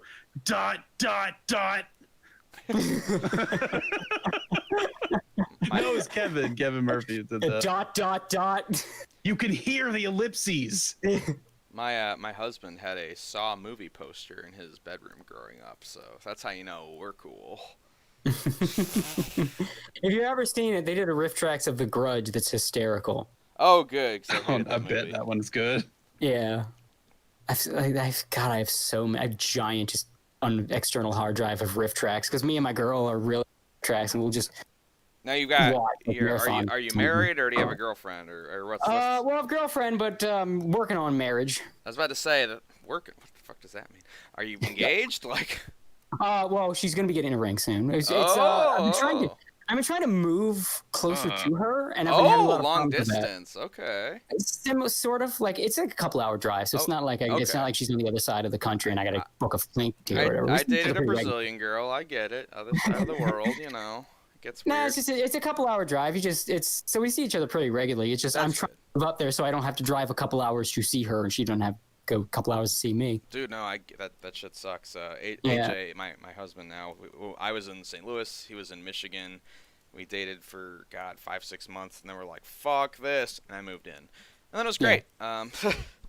Yeah, I'm trying to move up there. It's just that the realtors in that area are fucking terrible. No. Like the last one I tried, just didn't answer his phone. Do you mind saying where up there is, or are you paranoid about locations? I'm a little paranoid. Just Sure. There are people that have held grudges with me for over half a decade for saying their favorite anime is trash. No, don't worry. I've had to give people restraining orders and stuff. I get it. But nobody ever actually fucks with me because I'm armed to the teeth. Oh, he has all sorts of weaponry, not just firearms, but all that's the true. bladed weapons you can Dan think got of. me Dan got me a boar hunting spear for my birthday, which Oh hell yeah! Which Bring that shit down here. It's awesome. I keep it in my car. Everyone loved that.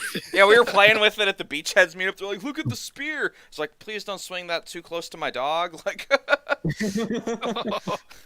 I don't want Dicko getting hurt. I love my dog too much.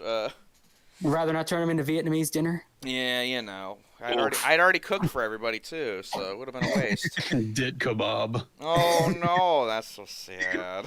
No, he got free Low Country Boil. He did, yeah, because Dave's the handle of one of Dave's pots melted off, and a bunch of crawdads and sausage flew all over my foot and burned me.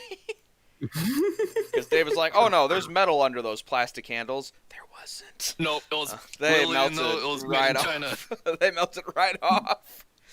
They were rubber. Yeah, that's right. The rubber melted off. Oh god, that's what I call prank success. Yeah, it was awesome. It was like, fun. hey, Bone, hold up this giant cauldron of boiling water. Guys, watch this. What a rube.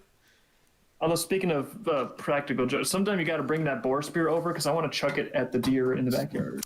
I meant to on Friendsgiving, but we drove AJ's car, and the spear is in the bug out mobile.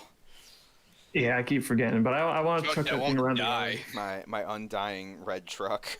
Dude, that outlived my Toyota. I'm impressed. It's like 22 years old now. I found out on Thanksgiving that down here apparently there's farmers that will pay you to come murder fucking pigs. Oh yeah, because Like, they're a problem. really, They'll fuck up Dude, your They're land. a fucking menace. Yeah, they're a menace down here, dude. Like they were like 20, 30 years ago, and they killed a bunch of them and just figured, well, that's enough. They won't get crazy again. And they got crazy again. So now they're fucking everywhere. People are hitting them with their cars and shit down here. They're vermin. Yeah. So like, But they taste our good. farmers will pay you to come and just like snipe pigs with a night scope and shit. Yeah, I mean but they taste You good don't need too. a They're just hunting pork. license, do you? You do, I think, need a license, like a general hunting license. yeah. But there's no season. There's no season and Gotcha. probably no tag limit either. No, that sounds like it might be a them all. good Kill all of them. might be a good excursion. Well, especially if you can kill them all and then like get the meat all packaged up. That might be Well, the meat thing is that's tricky because there was 20, 30 years ago when they became a problem down here. There's a parasite that lives in these things. I don't know what it is or what it does. I just remember everybody would take their knife when they kill one and they'd split the skin right at the spine. And if you see these little white worms crawling around, they don't even take their knife out of it. They just leave it and burn it. And fucking just like set it down somewhere. Yeah. Like I don't know what those things do, but apparently they are not good. It's like so Princess Mononoke they're like they were shit. like all the pigs. I don't know how many they've infected now. But if you don't see those worms, you can probably, take it somewhere and get it processed. Yeah, I was about to say a lot of places, that's what you do is you get them processed and they're tasty.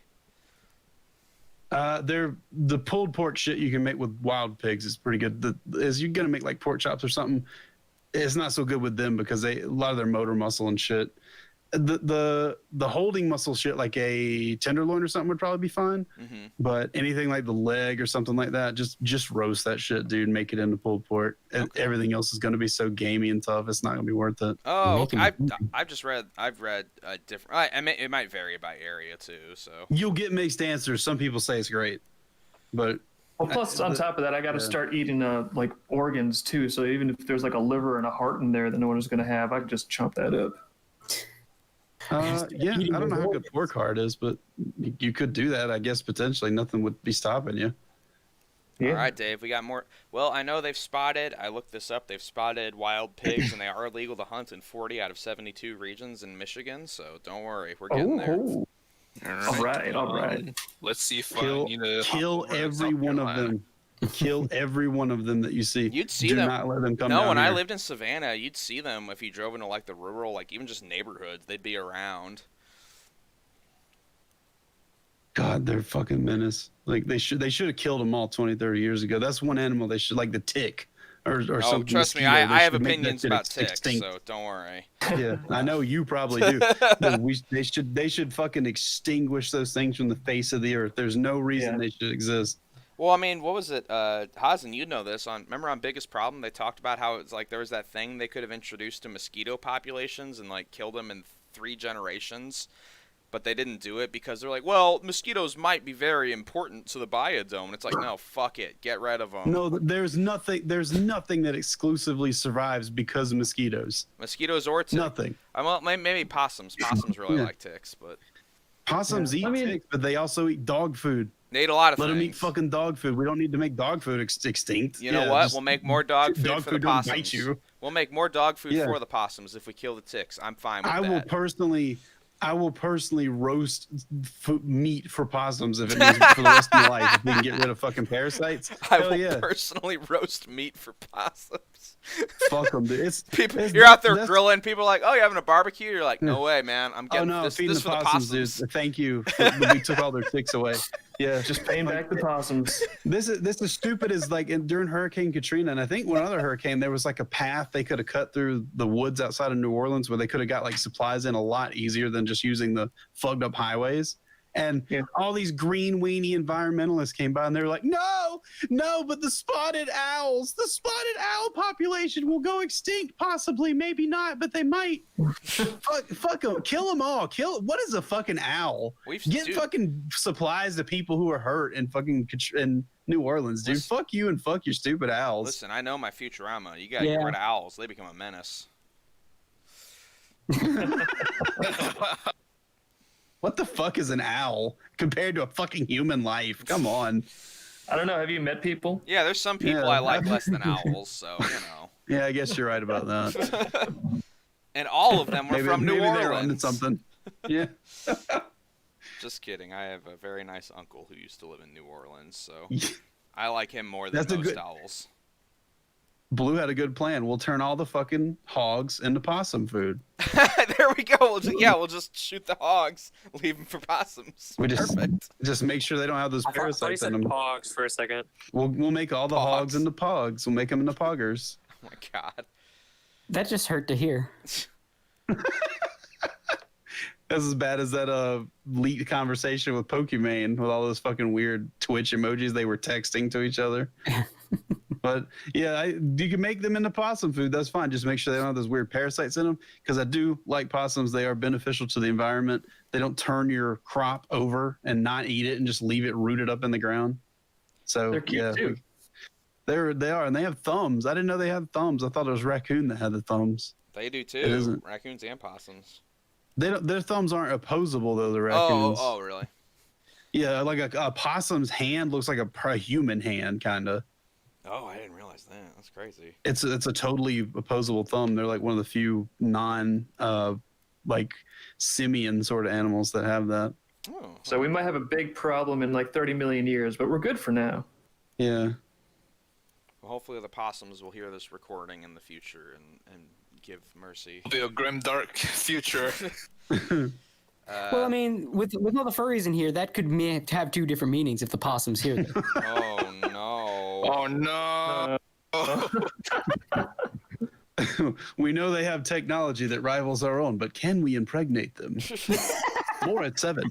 They've seen like orangutans. I was listening to this on Rogan. They've seen like orangutans and shit. They'll see like people in Africa like make spears and like fish. Like poke fish out the water with spears and just like cook them on that. And they've seen orangutans like watch those people and they'll go get sticks and like sharpen them and just spear fish, like poke fish out of the fucking water, just like they see people do. Yeah, I have actually heard that scientists that are studying great apes have noticed that like between like the beginning of studies, like even like a few hundred years ago, I guess, and now like their use of tools is accelerating. Whoa. Yeah, they're inventing things. That's crazy. We gotta kill them. Yeah. Yeah, they're starting to use fucking smartphones like Yeah, they're getting TikTok It's accounts. so Taking dumb. pictures and stuff. The older orangutans are starting to make cartoons about how the younger orangutans are always on their phone. Then explain Twitter. Orangutan fucked my wife. Oh. See, again, that can mean all kinds of things. This being a furry. Is there like an orangutan Ben Garrison yet? That's what I want to see. No, but there is an orangutan Ben Shapiro. That'd be His really name is weird. Ben Shapiro. Well, he talks real fast, but orangutans are kind of like slow, so that's really fucking with my head. I'm just picturing now. I'm just picturing now an image of like a photo of an orangutan that's like stroking his chin with the caption like "Interesting point, Mr. Shapiro." However, Yeah. Dude, Rearmed he's got the Shapiro in the for his chat is saying face he and saw a everything. video where orangutans were able to use like saws to like saw wood. That's crazy. Yeah. If you show them how to do it, they can. Can we, dude? Then I saw a person grab a saw, go back and forth on the wood, and then the wood split If in Ben two, Shapiro and they get a teaches the perfect coin orangutans. that I could eat my food on like a table. What Quick we need question. to do is we need to teach them to use guns, and Someone then we needs to won't pull need a up that, military anymore. Huh? No, what was that fucking audio clip of like the Ben Shapiro bots talking about like fucking the The Isabel girl. Was that the one? What, Yeah, you sent it to the me, you Isabel fuck. chick from Animal Crossing. Yeah. oh, the copy pasta. Yeah. I think it was. Yeah. Yeah. It was like Colin, you sent it to me. You know what it is. I You remember Phil know. Mako I was used to trying get think everybody if to it read was that. or if that was the Jordan Peterson one that I was thinking of, but that I sent you. You sent us that I made. both. You sent us both. Jordan Peterson. Remember that cool So funny. toy, that cool yeah. voice toy that would imitate with AI the voice of anyone you selected, and then they like shut it down because Jordan Peterson was like, I can't risk people using my voice to say dumb No, things. what happened was that one was specifically somebody made just for Jordan Peterson, but then the guy that made it took it down because of all the trolling that was going on because of it. But what's gonna happen? But then I apparently thought- it came back because people were making new ones somehow, and I don't know how. I think it's kind of like if you remember the Moon Man thing. Yeah. That was like an AT&T text to speech thing, and they added like shit to prevent you from using certain words. So people What kind of words? downloaded Can you say any like of them? moon, the slurs. They were saying Moon Man. Wait, you what couldn't say Moon Man. what slurs? What slurs could you say? Look, I ain't trying to get y'all kicked off. I know, I'm kidding. I'm just fucking around. Which ones do you think? Which one comes to mind first? That's the one. I don't even know if that Moon one. Man is a slur. Well, no, they Yeah. took Moon Man off too, because people are using, hey guys, it's Moon Man here and stuff. So they blocked the word Moon Man too. So people downloaded the text to speech itself and then created their own like things online to type in and produce the sound. So I would imagine they did the same thing with the Jordan Peterson one. They just downloaded the audio and the code and everything that you need to replicate it, and then just made their own prompt elsewhere. Like I said, they could- Between AI learning to talk and orangutans using to learn social media, I think we're like going to be squeezed out here. Did you guys see? This was like a couple weeks, maybe it's last month even, which seems like a long time with this 24-hour news cycle shit we've got going on all the time. But there was these parents that like agreed to have like a deep fake of their dead son. Yeah, that was so Like, fucked. I was- watched it. Oh my Oh, fucking oh. god! Yeah, I thought that was like a Ryan Long thing. Yeah, or it's something. it's And I like was a joke. There's no way this is real. There's no way these parents Well, plus agreed. the way the Like, kid talks. Let's yeah, and it's so fucking weird and like that. Like watching it, it was so jittery and weird. I was like, this is a joke. This is how old people think young people talk. No, He's it's talking very in like very all real. this like Latin American slang stuff, and it sounds really forced. And he's like, "Yo, Yeah. man, like you gotta vote for Joe Biden, so there's no guns anymore, yo." Yeah. It's like, Yeah, oh, it's so no, fucked up. This is what you Like, thought your son was like. Oh. Yeah, can you imagine if you died and your parents like fucking made a deep fake of you? That's just worse tell, than like, getting killed in a school shooting. I You're- would. it is Have in my 100% will it is. if someone ever makes a deep fake of me and pushes out messages like that, just drop a space colony on the planet. It's got to be like if you're gonna do It's it, at least over. make it funny. Like, don't make it into a Joe Biden ad. Like, that's lame. Make it hilarious. It has to be hilarious. Yep, make it a McDonald's ad for me. If I die and if you're gonna do a deep fake of me, make some money off of it. Yeah, there you go. The fact that it's real though, and these parents really agreed to this shit means like it can only mean one thing, right? It means that these people got together and did this with the idea in their head that anybody who disagrees with this is horrible. Anybody who disagrees with this, you're disagreeing with our son who died. Son. Well, no, that's the thing. I'm disagreeing with this whole fucking computer-generated bullshit you fucking put in my face for 2 whole fucking days. Fuck you. The video opens with the parents talking about it, like, "Hey, our son died, and we were thinking that if he was still alive, he'd vote for Joe Biden. So here's what he has to say from beyond the grave." Yeah, I think like, what my the son was fuck still is alive, this? he would subscribe to PewDiePie. Yeah, Like, it's like yeah, that it's level so- of shit. I'm actually totally cool with this whole process. I just want them to take it one step further, so they have to kind of acknowledge what they're doing. They can have their son get up, they can have their son say whatever they want, but they just have to cut out the technology, and they have to actually get a ventriloquist to set up their son's puppeteer his corpse. Yeah. They can snake their arm up back there, and then they have to actually throw their voice when they're doing it, and like working as like if they're actually willing to do that with their son's corpse, it's like, okay, you've got enough commitment. You know what you're doing is fucked up beyond all reason. You go. Let us see that crazy unfold. But how does that sound less fucked up? Actually, No, yeah, it's the same thing. It's just layers of being openly abstraction. fucked up instead of I was gonna say, like, none of this would be an issue if that fucking terrorist Samir al-Hadid hadn't killed him in the first place. I never looked into who this kid was or how he died or anything. So yeah, if somebody knows like interesting shit about it, like it's supposedly the thing they were saying is he died in some kind of school shooting or a shooting of some kind. Yeah, it was the I one. don't know. It was the school shooting that David Hogg has made a career out of. Oh my fucking god! It was the one in Florida. Yeah. Yeah, it's just those parents are just quantifiably bad people. Like, you know, you say, "I'm sorry for your loss." No, I'm not. At that point, I'm not even sorry for you. Clearly, it doesn't mean much to you if you were willing to use your son's death for political gain and some popular. No, you're just sociopaths. fuck that. So fuck you. You're scum. You're not deserving of anybody respect or I don't know what you would say, like not, you know, sympathy. That's the word I'm looking for. These people, I honestly believe if necromancy was real, if they could find a way to magically reanimate a corpse just long enough to do a fucking political ad, I believe they would have done that. Yeah. I mean, it's the same thing. I was gonna say, yeah, that's basically what they did. By the Yeah, way, Dave, like, now we have to come up it's with one if either step of us removed. dies, what deepfake ads do we make out of each other? Well, I was actually about to say it's terrible and bad and the worst thing ever in the world, but now I'm wondering, can I sell the rights to my own deepfake now and just spend that money, and then after I die, then, you know, whatever. But it's like, if someone's going to be using my corpse and my memory as a deepfake to push some bizarre agenda, it's like, okay, well, let's license that shit. Why am I not getting the upside of this immediately, you know?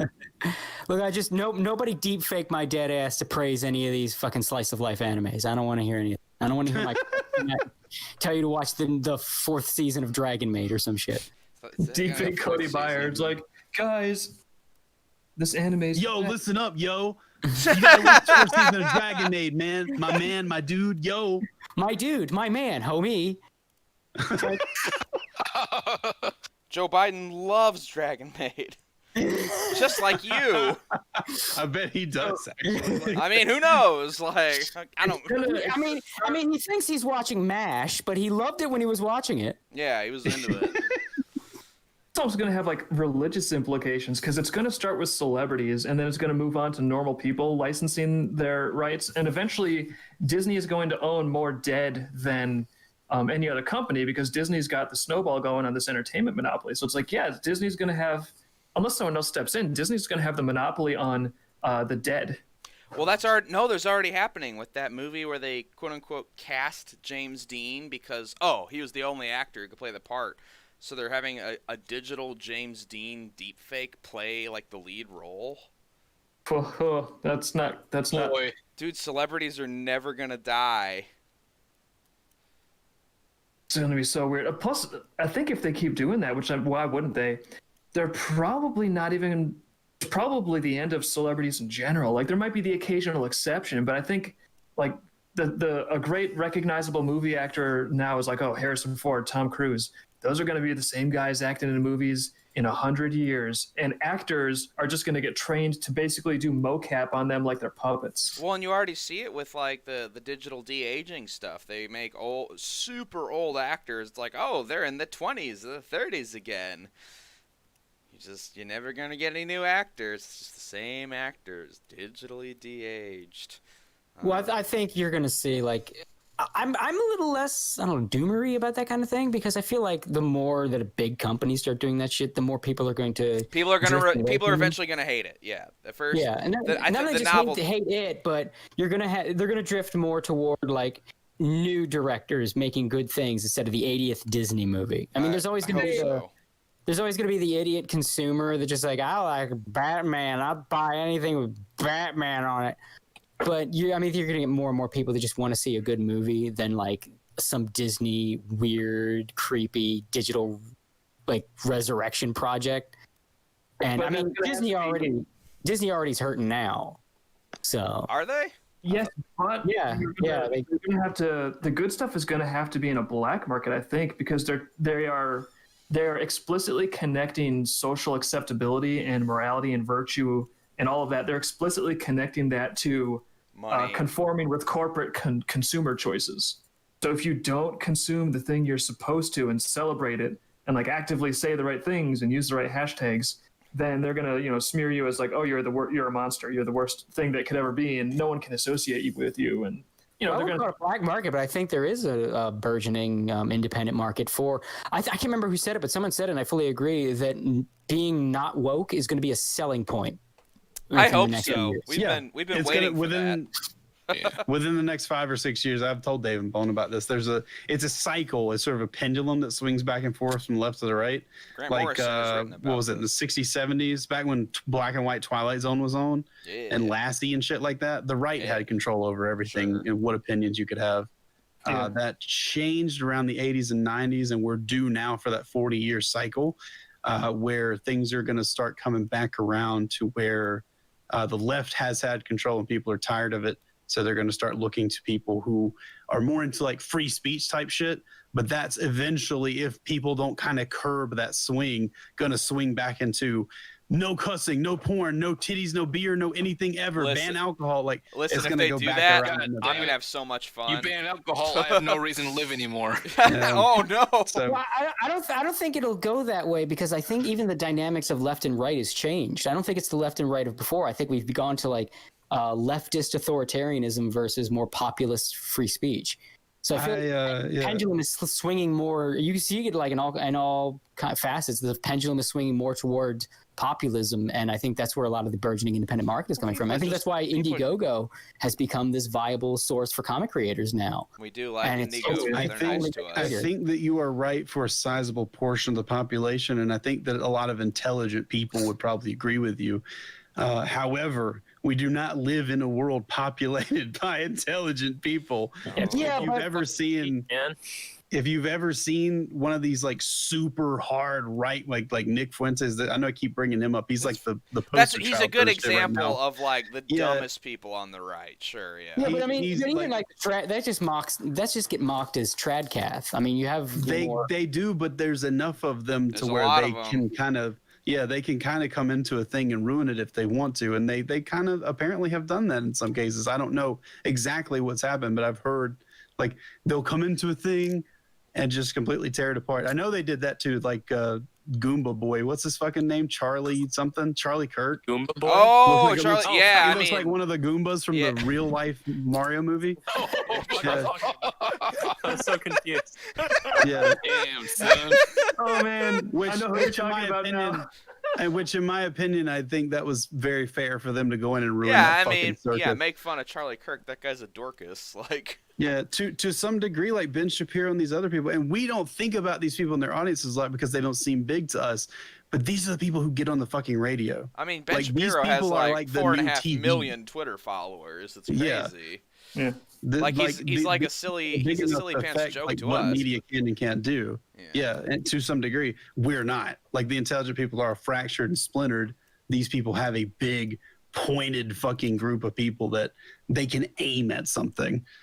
And if we don't, if good people do not join together and work hard to curb it from going back to that right again, it's very possible that it I would say is more likely than not that it will eventually swing back over into that. It'll come back out of that eventually, but it might be a while. I mean, I'm even already getting a little bit of a teaser sample of like, oh, if you don't support all the stuff on this side, then we're going to ditch you. Like, as soon as I did an article about Comicsgate and put that on Bleeding Fool, it's like, suddenly my good relationship with this editor, it's like, he's like, we don't want you to be doing, don't do that no more. Don't talk about that. It's not the subject matter we're going for. And it's like, really? Because it was really goofy and there's some points that needed to be made, but I didn't think it was just about like playing sides and stupid stuff like that. But it's like, okay, so yeah, if you don't like play team sports, team sports plays you, I guess. Well, is this not the guy who got pissed off or made his own site or something because he got like shadow banned from making certain comments on another one? Yep. Yeah, we've had him on the stream. He's like fun to talk to. He seems nice. It's just like as soon as I stray outside the dotted line, it's like, ooh, there's a problem here. I don't know. I guess he wants those guys to like him or something. I've heard that fight is kind of tied to that. I caught shit for not playing team sports when the whole Weeb Wars thing was starting to blow up, and it became immediately apparent that like just about all these guys on YouTube making videos about the voice actor shit and the Vic Mignogna stuff was like, it's just grifters.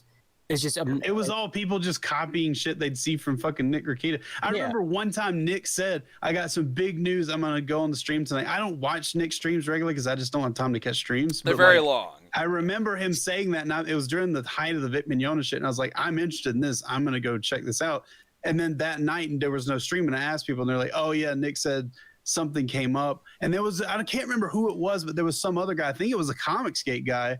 He was like, oh, I got big news tonight, guys. Big news. And as soon as Nick canceled and said he had to delay it like a day, the guy was like, oh, something happened. I'm not going to and I was like, how the fuck do people not see what's going on with this shit? Like, yeah, just watch Nick. That's where the information is. What do you need to watch any of these fucking repeat parrot channels for? They're it's not weird. even clips. It's just people doing the exact one-to-one shit. Or like, what did an SJW say on Twitter today? Who gives a fuck? Yeah.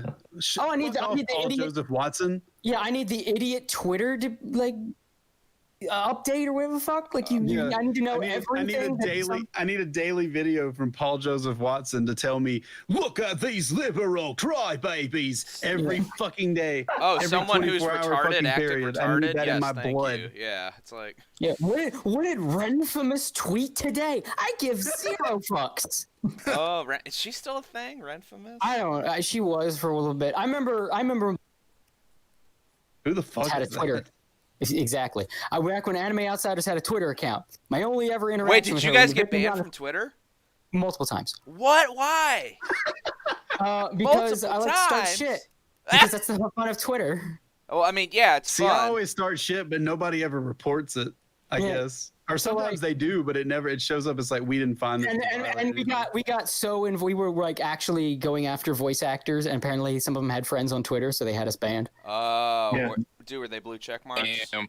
Yep. Oh, you fool! They'll do it. You can't mess with the boys. Yeah. Blue. So, but Renfamous tried to step to AO like early in the Vic Mignogna. That broad's crazy. My entire interaction with her is just, I know this game you play. We're not playing it. Bye bye toots, and then I muted her. Okay, and sure, fair enough. That's what you do because she's just looking for attention, and these guys would just give it to her. Oh, well, yeah, it's a woman on the internet. Because they're grifters. Every fucking one of them with these... I even made a fucking collage of their obnoxious thumbnails. Like, look at this. Look at how fucking transparent this is. Really? Where it would just be like a giant text taking up most of the thumbnails. Like, they said what? With like an arrow pointing to like Bulma looking shocked or some shit. It's the most embarrassing... And then a bunch of them like got mad at me because they recognized their thumbnails. Like, you're calling me out. Like, yes, I am. You are a grifter. How embarrassing. Part of me has respect for the ability to gather and channel attention because, like, that's a skill too. But it's like, have a point.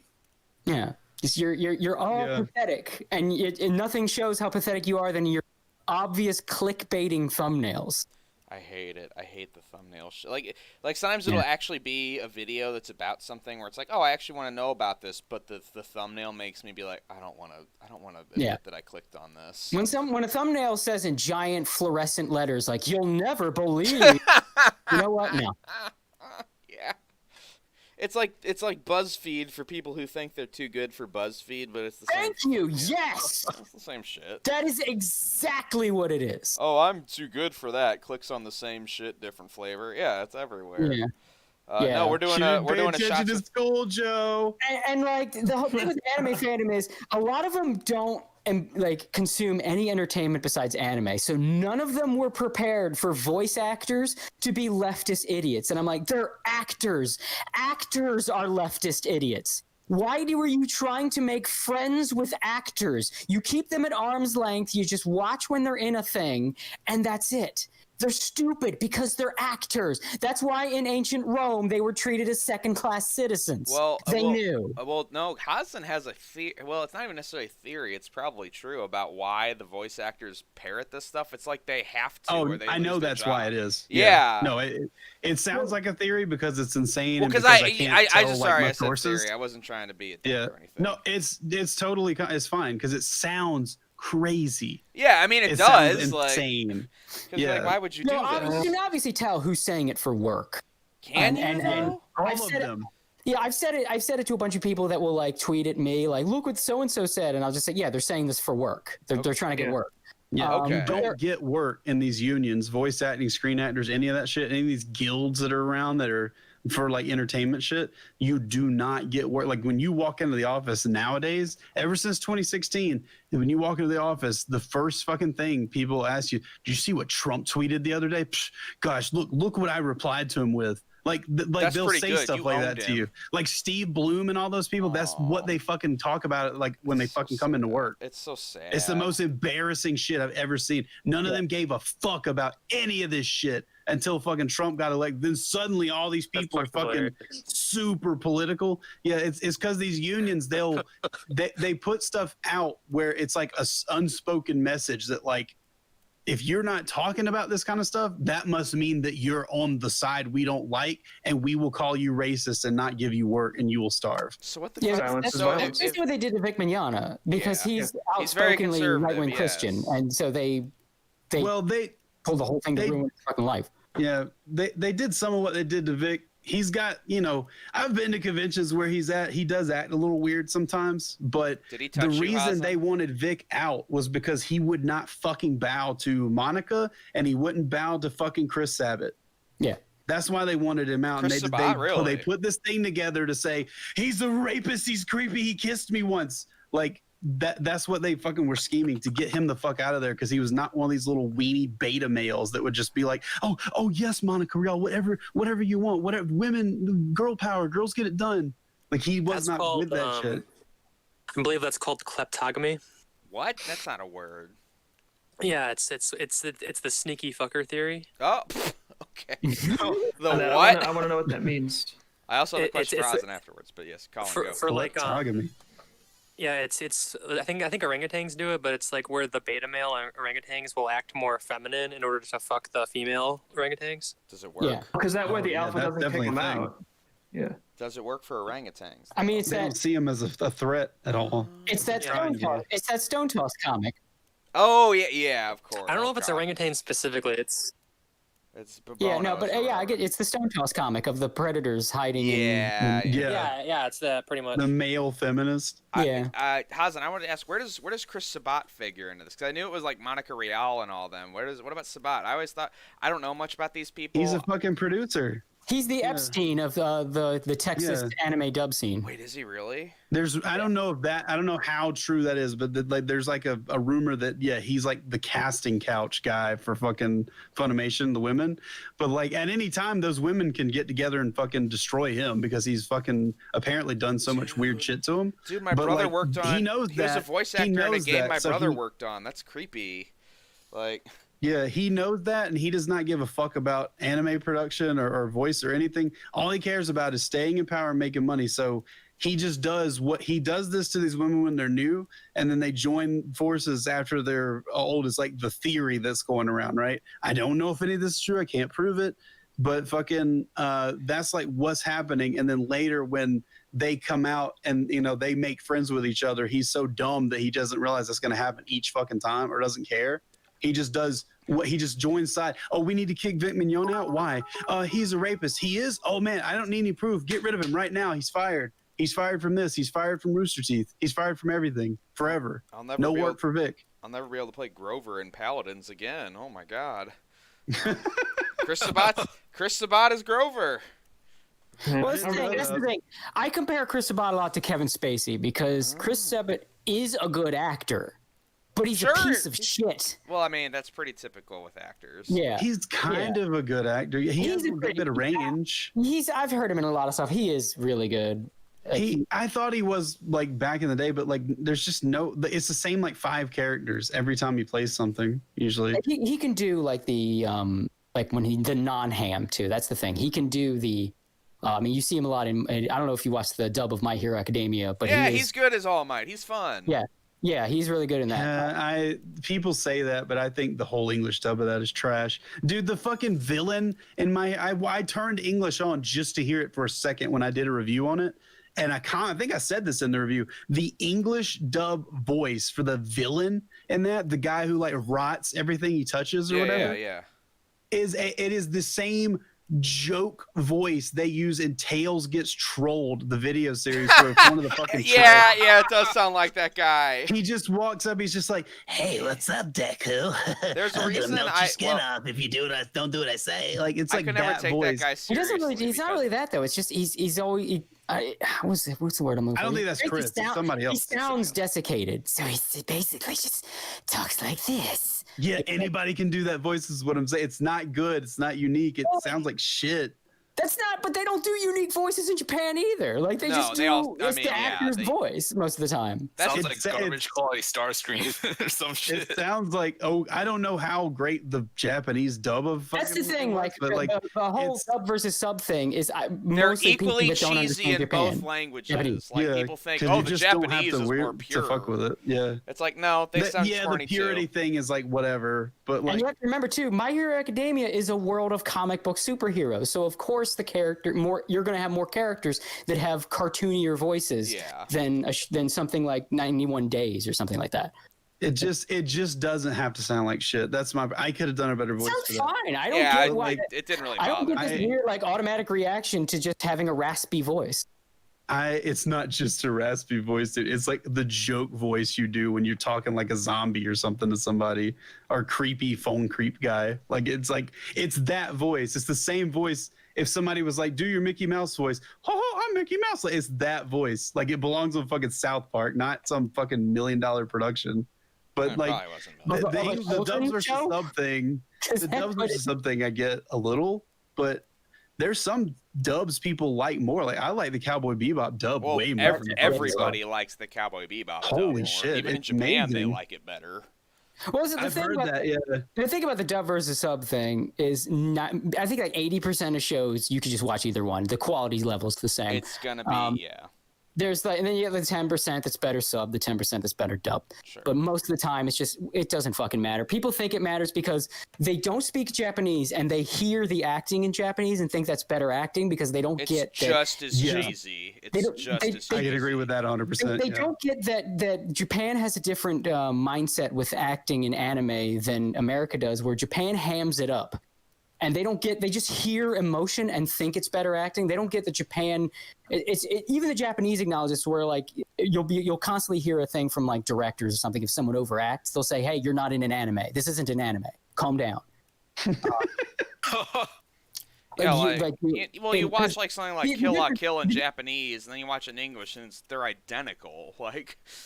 Yeah, but like you have a good example. Let's say someone's saying, "Go get me a sandwich." In an anime, in an English dub, they say, "Hey, can you get me a sandwich?" But in the Japanese version, they would say, "Hey, can you go get me a sandwich?" That's a little true. It'd be more performative. So let's say, but there's like, "Oi, So they just hear that acting, that bigger and the more emotion in the words, and they're like, better acting. Yeah, they immediately think it's better. Yeah. I think half of that's like half the people who like subs better, and I think the other half is mostly people who just do not give a fuck about the voice acting. They just want to hear noise and read shit. Because the English voice for so much shit is so awful. Like when you understand it and you understand the acting and stuff, it's a lot easier to tell like where the fucking cracks are.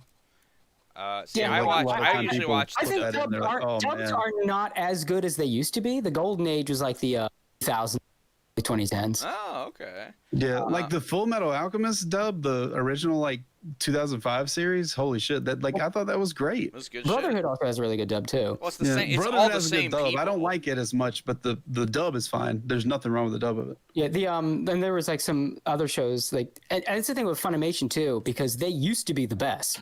They used to be. I don't know. I think Genion was way better. Oh no! Genion. Funimation did a lot of things that completely changed the market. They were the ones that stopped that 4-episode DVD shit.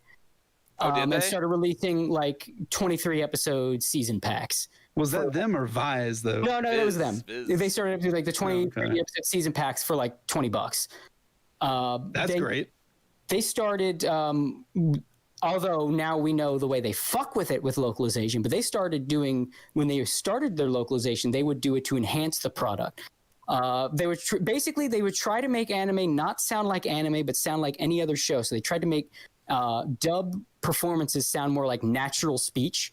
Because before then, even dubs would try to emulate the ham of the Japanese acting to a degree. Yeah, like Ocean Group shit. Yeah. Remember the old Ocean Group DBZ? I remember, yeah. Oh my God. So Funimation were the ones that started bringing in like natural acting to anime dubs, which is where a lot of the more socially inept weebs will go like, oh, they just sound so monotone. No, they sound like people talking. Like, yes, it sounds monotone compared to, hey, are you going They don't know. They don't know because they fucking never talked to anybody. Yeah, exactly. And there's another interesting phenomenon that I kind of want to get into later because I think it's funny, but what Funimation basically did was they started making anime sound natural while making it more affordable. So there was an era where they were just producing golden dubs for like a fraction of the cost of any other company. It was like boys. Just home runs. Golden and then they got so big that they got full of themselves because they're number one with a bullet now at this point. So like we're Funimation, we rule. There's like no competition now. They bought Genion and they bought. I don't think they bought Ocean Group, but there was another company that would do stuff. They bought them too. Yeah, Viz bought them and they bought Funimation. And everything's Viz now. I thought it was all front facing as Funimation. Yeah, so like that, they got complacent and then they started. What they would do is they would relegate they would buy a lot of shows on the cheap because they can make obvious easy money. That's why they kept snatching up these like ecchi shows, these fan service shows, because they're guaranteed to sell, but not much. But the nerds will buy them. So they're guaranteed to get a return on their investment because they're cheap to buy too, to get the license of these. So they'll buy that's why they get like Master of Martial Arts and shit like that, where it's like just these titty shows. But no one at Funimation wants to work on these shows, because they see themselves as like real writers and real actors. You see it on their Twitter profiles. They don't say like anime script writer, they'll say writer. So when they would get relegated to these shows, that's when they would fuck with these shows. That's when you see like the thing happened with the Dragon Maid dub where they had some male gaze remarks and shit. What was it? I think it was Prison School that had like a Gamergate reference or something. Yeah. Yeah. Like, what the fuck? No, it does. Like some character says, "You're a Gamergate creep," and it's like, what the fuck? Like, yeah. That's all right. And it became like in the Funimation offices, you would get almost like ghettoed to these shows. Because if they knew like you weren't good enough to write for Attack on Titan, you would write for this show instead. And deep down, they kind of knew that, and they were bitter about it. Because like, I'm a real writer. Why do I have to write these animated titty shows? So, and what they're trying to do is be like, look, I'll make my artistic commentary about the Trump era in this anime, and that'll make my career. But it's like, yeah, everybody's trying. I mean, I've said this on the show many times. Is every author in the entire comic industry has tried to make the quote unquote Trump era commentary comic, and they're all awful because I've read all of them, and none of them are good. Yeah, they would try to do that with dubs, and that's what's even more the fear with dubs. I didn't realize that was happening in the dub industry, but once you said that, my mind clicked into place. I was like, that infected everything. Yeah, like there was an episode of a show, it's another one of the trash mental crutch shows called My Girlfriend is a Gal. Wait, My Girlfriend is a Gal? Mental crutch show. Yeah. Wait, shouldn't you? Yeah, it's basically just a show about... They make there's a whole fucking industry of anime series. It's like, here's the protagonist you can insert yourself in, and he gets this special girl. Oh, those have been around for... Well, hold on. It's called My Girlfriend is a Gal. Like, shouldn't she be? Like, it's not like My Girlfriend is a femboy. My girlfriend's a gal. Big shocker. It's a term in Japanese. They pronounce that gyaru, where it's like basically the fashionable kind of thought girls. So they're dating like Twitch girls? Usually the like they're heavily tanned and they've got like dyed hair and they're wearing a tree and kind of like fashion. My girlfriend is Pokimane. Basically. Did she forget the but for an entire episode of this, they changed to like make the whole thing like a commentary on like basically the people that hate them. They had like the guy that runs this restaurant or whatever it was, like keep dropping things like, you're just a bunch of SJWs and stuff like that. Yeah. Oh my god, how fucking retarded are these people? Yeah. I never thought about it like that. I thought it was just that they were hiring like leftist people, but it's a combination of those things, I guess. Now, to the devil is due, Funimation still does good dubs of the shows they care about or they know. So they're not going to fuck with Dragon Ball Super. They're not going to fuck with My Hero Academia or even some of these other shows that they think are more, I guess, worthy of them, like Saga of Tanya the Evil and Overlord. I really like those shows, and luckily Funimation... Wait, hold on. You like Overlord? Overlord's great, yeah. Overlord is the second worst thing I've ever watched in my entire life. Then no one should listen to your recommendation. Well, my issue with hold on, I think I have a fair thing. It's okay. My issues with Overlord is that it doesn't have any good parts. It doesn't look good. But it does have several good parts. Well, hold on. The anime has a problem because there was production problems. Yeah, so the animation's very bad. The art direction is DeviantArt, and the writing is atrocious. You're just wrong. I mean, I'm sorry. Hold on. Name the good part. Oh, geez. Are we talking about like a specific cool moment or an overall good thing? Like what? No, like anything. Like, because I watched a bunch of episodes, well, the main character's descent from his humanity because he ended up becoming like literally like now made real, and he notices over the course of the series he's becoming less human, and he has to wrestle with that because of the fact that he doesn't seem to have a problem with that, but then he has to wonder, do I not have a problem with that because this body is making me not have a problem with that? Well, because yeah, but because it doesn't matter because... I just killed thousands of people at once, and I'm not fazed by that. What does that say about me? Yeah, what it says is, oh, cool, I can do anything. Who cares?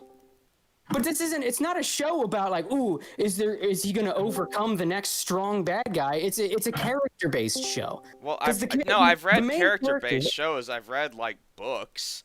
The issue is he's not interesting, and he overcomes stuff because he just makes up crap all the time, and then he wins, and it's boring.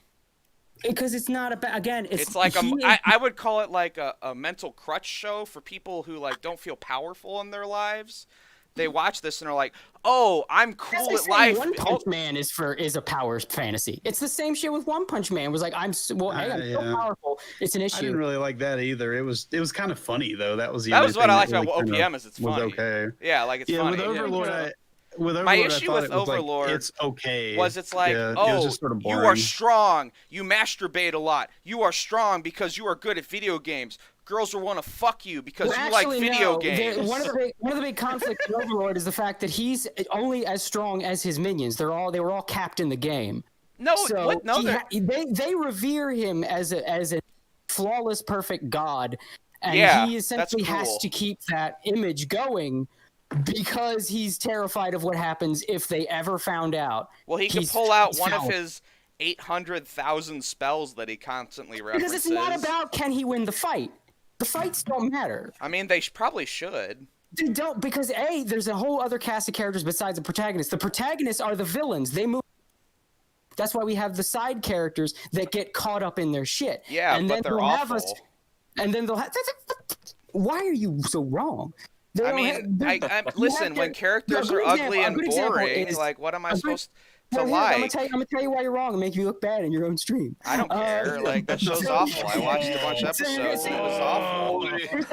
Like I said, the only thing I ever watched that was worse was No Game, No Life. That was the worst thing I've ever watched. I'm gonna tell you why you're wrong, and then you can. And then you can try to redeem yourself in front of. No, I mean it's just it was ugly, and the protagonist wanted everything. In season 3, it was.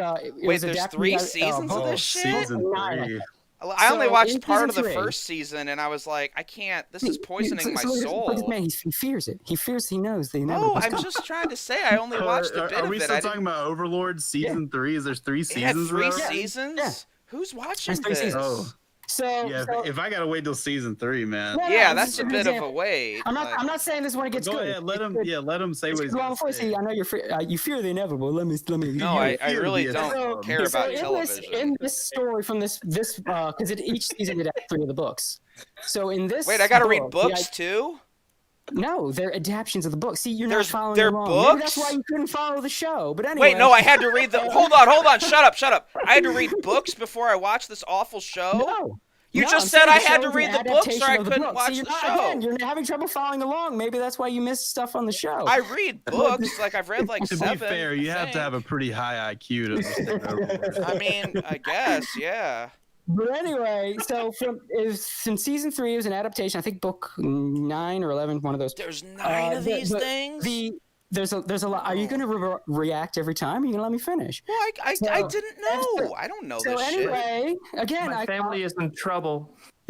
Don't worry, I'll use small words. So, all right. The plot of this book or this part of the season was that there's a bunch of other reasons, in sort of a behind the scene thing, but the general story was behind the scenes. So it's like I got to read the books, watch the show, and the behind the scenes. Would you shut up for 5 minutes? Well, you keep adding all these. Well, hold on. You keep saying, okay, so the show's good, but then season 3, but then the books, but then behind the scenes. Just tell me why it's good. You have trouble following along. No, so I'm not. Again, I'm not. Try to follow along. I mean, I've read like 7 books. The initial premise of this plot of this little arc is that 3 adventurer groups are going into the main character's lair, his fucking stronghold or whatever. Okay. Yeah? Yeah, sure. So it introduces you to the main adventure group, but particularly one of them. And this is your protagonist group for this book, this part of the story. The group called Foresight. And it introduces them to you. It gets you connected to them and everything, and you really like these guys. And then I didn't. But go on. And then it takes you as they and the other adventure groups go into our protagonist, the actual series protagonist, stronghold, and it's not going to end well because our protagonists are fucking god level. So it's already taken the time to get you to like and know these people. So there's no suspense. Yeah, that's what I'm saying. That's what I didn't like about the show. It's not about suspense. It's like that. It's that because this is more of a dark fantasy. This isn't like. Well, yeah, I've read dark fantasy, and there's suspense. Dude, I notice you keep just jumping on something when I'm trying to explain because you're something. saying stuff that doesn't make sense in terms of writing. See, but look. I will try to continue. Well, this sounds more like you very personally like this show. You know what? No, I'm trying to explain why it works, and you keep cutting me off. Well, I'm trying to. All I'm saying is, you know what this reminds me of is this fucking video on YouTube. It was a fucking joke video, but they're arguing, like they're having a fucking really heated argument about like what was the first Pokemon or whatever.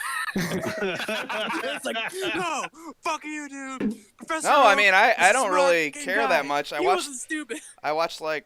What is it? The guy had me watch the first 2 episodes. I'm trying to explain what the show's going for and what the appeal is by using the example of a story, and you keep cutting me off. Because again, I think maybe you have trouble following. I don't know. I mean, yeah. I mean, I am illiterate, so yeah. Keep going. He is retarded. I've never read a comic. I've never drawn one. I'm kind of retarded. Don't know what they're like. Since you're having so much trouble, I'll just be more succinct. Well, it's the main characters. They're gonna go do a thing. They're awesome. There's no suspense. All right, what's else? It's not have to do with no suspense. The problem is, the main character, It gets you to like the main characters, right? Okay. You're introduced to the main characters, you connect with the main characters, but you know the main characters are bad guys. Then it introduces you to, and you know the main characters are massively overpowered. Then it introduces you to someone else, and it connects you with that character, and it connects you with, and then it plays with your emotions by putting them against the protagonists. And then you don't know that they're going to die, but you know eventually this is not going to go well, but you don't want it to not go well. What? And then but you want your protagonist to succeed. So it puts you in a conflict as the reader of who do I root for? I mean, and it's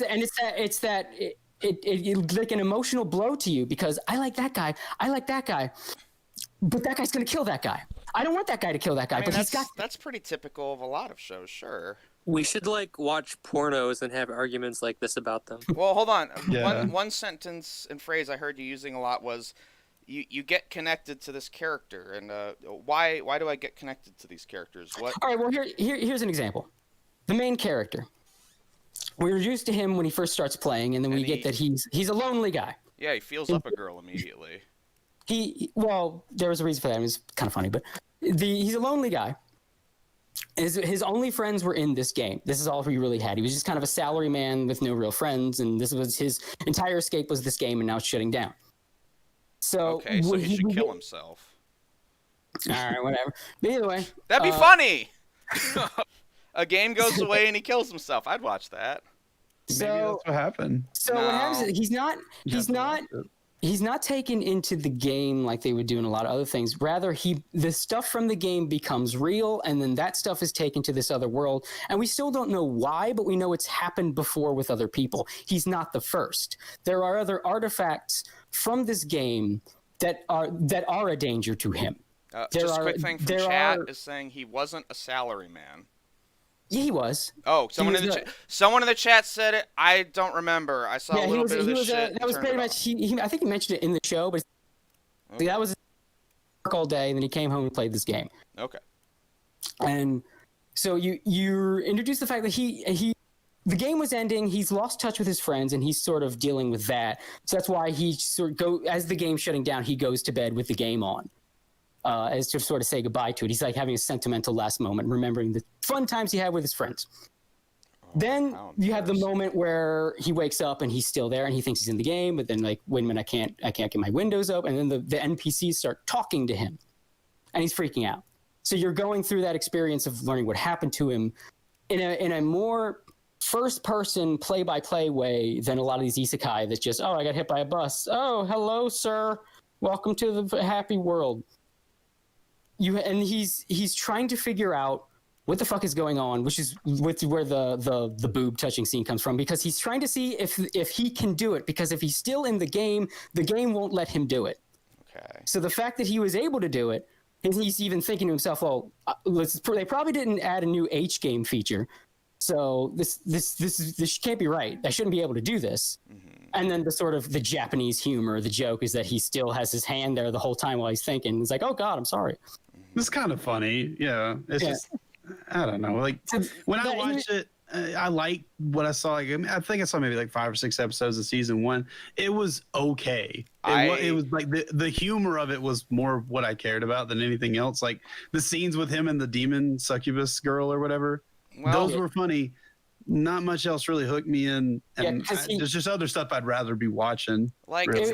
It's not bad. My issue was there wasn't anything good about it. Like okay, before you say anything, nothing that stood out. I guess. Yeah, it had some issues. Like the animation wasn't good, the art wasn't good, the writing wasn't good. It didn't have any good scenes, so I wasn't sure what I was supposed to like because there weren't any good parts. There were a lot of bad parts, and they happened, but I didn't like them. That's some biting commentary right there. Yeah, well, yeah, like if there's not anything good. That's some deep commentary. I really see it. You're really making your case. I think what Bone's trying to say is this: there wasn't anything that really jumped out as like super quality, like the way Cowboy Bebop what really jumped out of me was as I was watching here's the thing. I get if you're going to talk about the animation, that I understand because there's a lot of production issues, and that's a whole another. Well, can of worms. No, it wasn't just that. It was as I watched it. A lot of time. It was like my soul was getting poisoned, and I was going to hell. it was like a roller coaster into my own grave. Like I was like someone was like, "This is the best show. You have to watch this." And I was watching and I was like, "This is one of the worst things I've ever put in my eyeballs."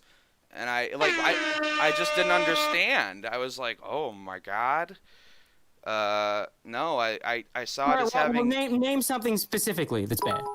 Well, like I said before, the art, the animation, the writing. No, I'm talking about like in the writing. Let's talk about this. The specific thing in the writing that was bad.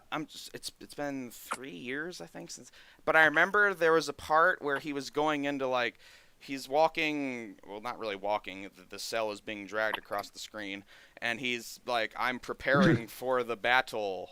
And what he's battle? like, oh, I don't know. It's one at the end. He's fighting some chick in red, and she barely moves because they couldn't afford to animate her. And he's like, all right, I'm doing all of my buffs. And he says like 17,000 things. And it's like, I don't know what any of those do. Like, and then at the end, he's just like, hold on. I know exactly what you're talking about, and I'm going to tell you why you're wrong. Because that's the point. First of all, but it's not funny. It's just awful. No, it's not meant to be funny. I'm gonna tell you why. I'm gonna tell you why you're wrong. Again, okay, I'm gonna tell you why you're wrong in front of your own street. I hope it's not meant to be funny. Yeah, so, no, it was just awful. The point is, this is the one time where we see a conflict between two people that come from the game. Like because again, the stuff from the game was brought into this world and made real. The mechanics of the game included, which is like affected the ecosystem of this other world and everything, which is a whole lore thing, but. So this is the first time that we see two people from the video game. The chat saying you might be a yeah, the chat is turning against you. Yeah, like if you like something, that's fine. Yeah, I just like making fun of Overlord because it sucks. Like there's better stuff out there. Like who cares? No, you're right. Look, I don't do the fanboy thing. If I like something, it's because there's a reason that I like it. Are you sure you just don't like video games? I can no, because that's the difference. See, I can explain to you why. You looked at the data. I look at all the data. Like I really love Lucky Star, but I would like not recommend it to anybody because it's not like a super great anime. It's just I think it's funny. Sure. I think I saw an episode of that in college and was confused. I was like is this for pedophiles? There's definitely stuff I like a lot that's not like good objectively speaking. So yeah, I think it's totally possible for intelligent people to like things. But I don't have preferences though. The thing that gets me into a show are like writing bits or character bits, stuff like that. That's what draws me into a show. I don't have like, oh, this kind of show I'm into. I don't have a kind of show I'm into. There has to be something in the show that grabs me. That's why I'm such a stuck-up bastard about my opinions, because I know I earned them. Well, I mean, that's what gets you about a show. Show is good and you're wrong for hating it. I can then explain to you why. I can explain to you the meat of the show instead of you're just not. Listen, bad. I'll just say this real fast. You're not the first person to throw all of this at me because I love making fun of Overlord fanboys. It's like a hobby of mine because I've done this for years, and they all throw out the same shit. It's fine. It's funny. I don't really give a shit. I watched like the guy had me watch the first 2 episodes and I was like, that was weird and I hated it. And he's like, well, watch these 2. And he went to the last 2 episodes of the first season and I was like, what the fuck? I don't know, it's just what he wanted to do. And I don't what the hell is he doing? You don't just jump from the first He thought it would sell me on it. Obviously it didn't work, but you know, if I've watched the first 2 episodes and I'm not sold, like that's really all I need. I'm not going to waste a lot of time on it. I don't watch a lot of TV. If I'm watching something, I'm like, yeah, I get who and what this is for. It's a very character-based show. You like, I'm not saying to you, I'm saying to your friend. Why your friend is dumb. You don't jump from the beginning to the end of that. You don't. He thought he'd sell me on this big emotional conflict, and I was just like, I don't. But you need, care. yeah, that's why he's wrong. You need to have the emotional conflict to understand why it matters. Like, well, I knew it was a bad idea. I was like, this is not how you watch a narrative, but whatever. I'll make fun of this more later. A lot of what the Overlord goes for is it has thrown these very strong villain characters into a Tolkien-esque fantasy world and destroys it. And like it takes because the stuff from the video game is brought into this world, and like I said, it's made real, and the video game stuff has the JRPG sort of veneer to it. whereas the stuff that's native to this world has a more token-esque veneer to it. And that's sort of how you can tell at a glance as the audience well, and what's from the game. That was kind of my issue with a lot of isekai is they just use kind of the very basic Tolkien-esque language to set up like, here's the world, you understand it. There's no interesting art direction or lore. You're just, hey, it's fantasy, you get it. And with Overlord, it uses it to contrast, so you can tell at a glance what's native to the world, they call it the new world, what's native to the new world, and what's foreign from the game.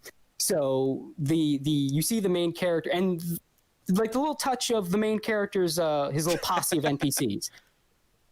They're all made by different members of this guild, and they all sort of represent the tastes. Basically, you can tell they were characters made by a bunch of nerds that are into different stuff. Like you've got the succubus chick, obviously the horny nerd. You have the demon guy who's made by a total edgelord. Yeah, his design was the worst. I mean, I would disagree, but awful. they're very clearly made by different kinds of nerds with different kinds of tastes, and now they're real.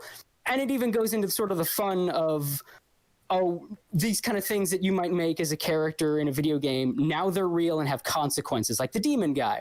The guy that made him's an edgelord, and he gave him like negative 500 karma, like so he get all these like demon abilities, and in his profile he's like the perfect example of a demon. Well, now that guy's real, and he's an absolute fucking monster, but he's smarter than everybody else. And that was my other issue was, and this is something No Game No Life did as well, where it presented characters that I was told were very smart, but then the way they solved problems, I was like, that's not smart. But I know you didn't see anything with this guy, so. Well, no, like but Overlord did it where it's like, oh, this protagonist, the Skeletor guy, he was like, well, oh, look how he. Smart.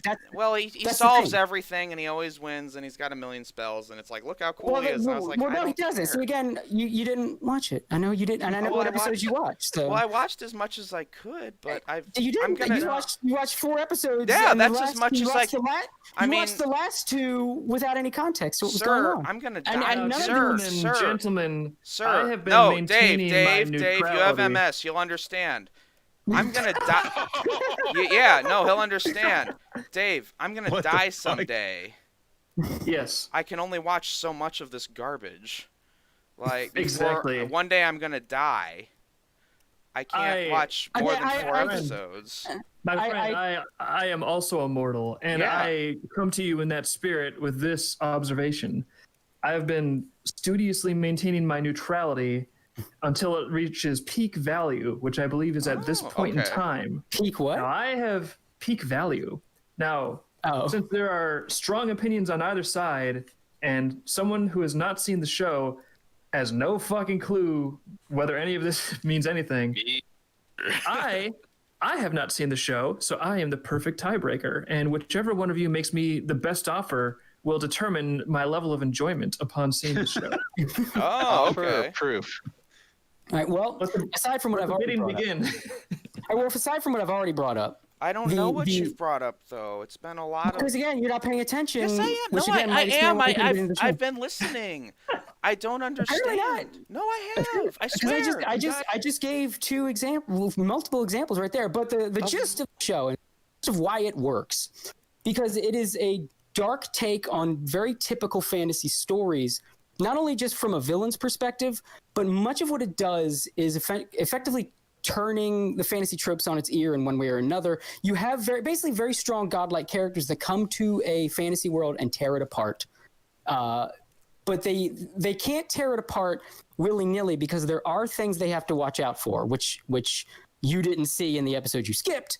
Well, no, I didn't skip them. The guy said I would be sold on it if I watched this. Yeah, and he was dumb, and you shouldn't have listened to him. He's my friend. I think we should just have a stream where you 2 watch Overlord. I'm never watching that shit again. I'm gonna die someday. I have to live. But anyway, the gist of why I would recommend it to anybody, it is anybody. Yes, anybody. Even anybody like your dad. If this sounded like something he'd like. Well, hold on. That's not anybody. Yo, Pops, you gotta check out Overlord.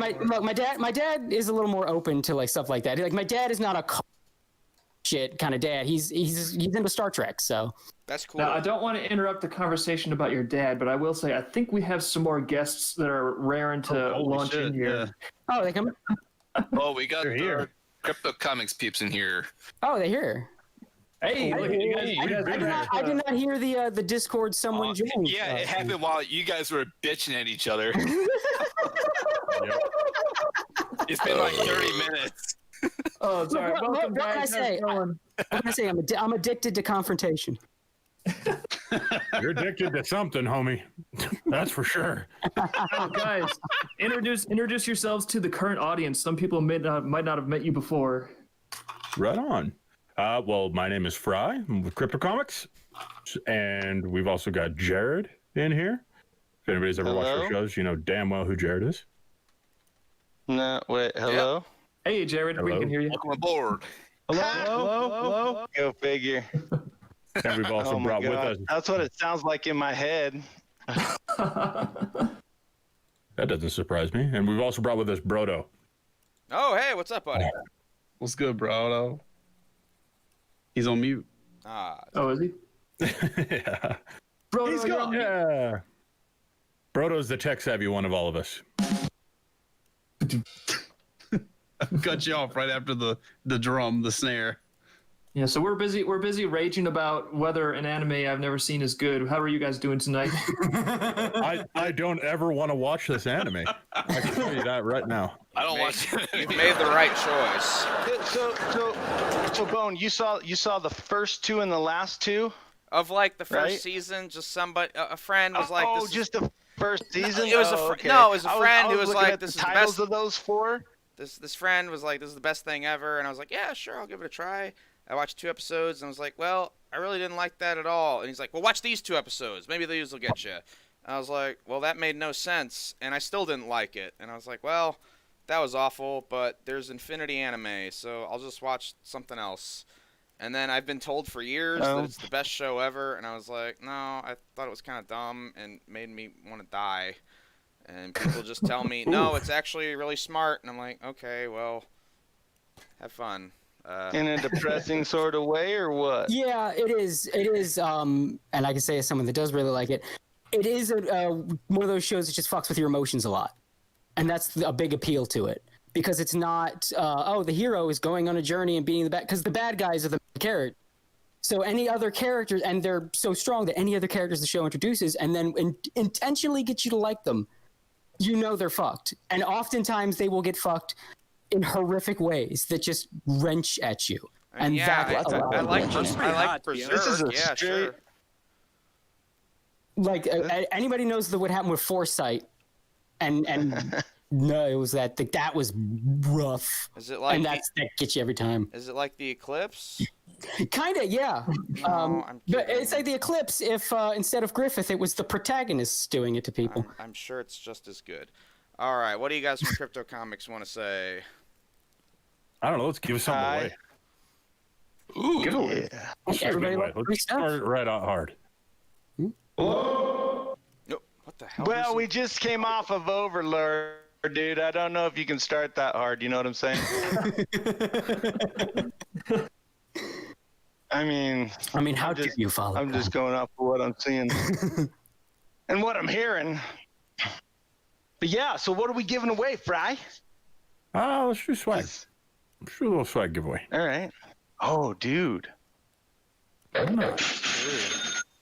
Why not? All right, so which chat are we supposed to be watching? The Bone chat? Bone-itis chat, yes, The please. Bone That chat. is, I read those. Chat. The Bone chat. All right, let's see here. Can you guys think of any good trivia? I mean, Bone? that's a very broad question. Trivia encompasses all of human knowledge. There's a shrimp that can punch through glass. That's the shot. I mean, everybody knows about that. Shrimp. Did you know about that? That's good. I heard Chuck Norris can shatter a paper plate. Oh man, it's 2010 already. All right, well, let's see. Bone, can you think of trivia that would go along with your chat? I mean, if we're doing Chuck Norris stuff, we could, of course, do trivia relating to the classic comic Chuck Norris Karate Commandos. I know a couple of you have read that. Wait, that was a comic? Yes, it had 4 issues. 3 of them were, well, actually... I know about the cartoon. Yes, there was a comic adaptation. This could be our first trivia question, is the the cartoon adaptation had a producer credit for Jack Kirby, but the comic, 3 of the 4 issues that were ever released were drawn by a friend of Jack Kirby's. Does anybody know who that is offhand? We can, obviously there will be some lag on the chat, so it might be a while, but... Wait, yeah. We're not supposed to answer, never mind. Oh! Well, I don't know who the hell's supposed to answer. Is it the chat, or how's this work? Chat's supposed to answer. Well, whoever knows who penciled 3 out of the 4 issues of Chuck Norris Karate Commandos, we'll get the first point? I don't know. Or do we shoot him with a t-shirt? This one will you got a gun that shoots that far, Bone? Yeah, I do. You got t-shirt artillery. Well, then let's shoot him with a t-shirt satellite laser. Yeah. It's just a button. It's just a button. Launches the t-shirt from space. Blue Paw has gotten the answer, though. Someone else said they have no idea. Blue Paw, obviously you could use Google to figure out the answers, which is the worst part about trivia online. But Blue Paw got the answer with Steve Ditko. Yes, the man who created Doctor Strange and Spider-Man in the 80s and 90s, was at quite a career low point and was penciling Chuck Norris Karate Commandos. It's very, is it really very... a low point, though? I mean... yes, I've looked at those issues. It's cool. I own all 4 of them. Well, I own all 4 issues of Chuck Norris Karate Commandos, and, of course, 3 of them were by Mr. Ditko. Wait, was that a comic first and then a cartoon? I thought it was I would have thought it like a simultaneous. They were actually simultaneous, but what happened was Marvel had its new line called Marvel Stars, which was trying to tie into like Saturday morning cartoons. They had like the Care Bears, He-Man, all that, and they were like, "Well, this is another thing that's on television. We better make a comic out of it." And thus, the cartoon did come first. I think they were kind of planned at the same time. Okay. Action figures. Oh my! I don't know if there were ever action figures, but here's something to think about, guys. Blue Paw has actually already won a swag pack from us. Oh no! So what we're gonna do we'll have to do is instead of sending him a swag pack, we're gonna upgrade it to a shirt for him. Oh, okay. I was about to say he gets nothing. How about that? He gets nothing. We're gonna kill him instead. You lose. Good day. Absolutely nothing. Let's do this. You know what? Blue Paw did not win one of the Dream Keepers Volume 5 shirts when we were doing those giveaways. I remember Blue those. Paw is all over stream. So what we're gonna do is we're gonna bring one of those shirts back. So what we're gonna do is we're gonna ban him from the streams, and he can never win anything again. He keeps winning everything. We're just gonna kill him. Don't no. You can't do that. Billboard. Blue Paw, because you've already won before, we already have your address and everything. Already have your shirt size. So if it needs to be changed up, let me know. Calling a howitzer artillery strike, and you're dead, kiddo. Whoa, dude! Strategic I'm still trying to learn how to do that. you just get him to subscribe to you on Twitch. You're talking about Call of Duty. Oh, what? What's going on? We're not talking about Call of Duty? We're targeting Blue Paw, apparently. Oh, my bad. We know where he lives. I heard call in the strike, and I was like, oh, man, I can't wait till I can do that. Predator missile inbound. Improvement to my game, my skill, my level. But yeah, totally speaking of Call of now. Duty, there is so for anyone listening to chat right now, during CouchCon there is I believe a Call of Duty Warzone tournament going on. So do look for the applications and get your buddies in together, and you might be able to win some snag. Brodo. Is Brodo here? He should be. He's on mute. He mutes a lot, so I got to make sure. Well, he's smart. Nobody wants to hear breathing, you know. I do, but I'm just my into bad. that. Well, you might. I mean, there's probably someone into that. There's many. Oh, there's a lot of us. Breathing as ASMR. There's a lot of us. We have meetups. He actually sent me a message just a minute ago saying that he was going to smoke. So. Great. Well, do you have the where they can sign up for the tournament, the URL, Fry? I do not have the link handy. So once Brodo gets back from his break, God, I want a break someday. Yeah, I've Then been retweeting, so let me see if I can find it. Oh, right on.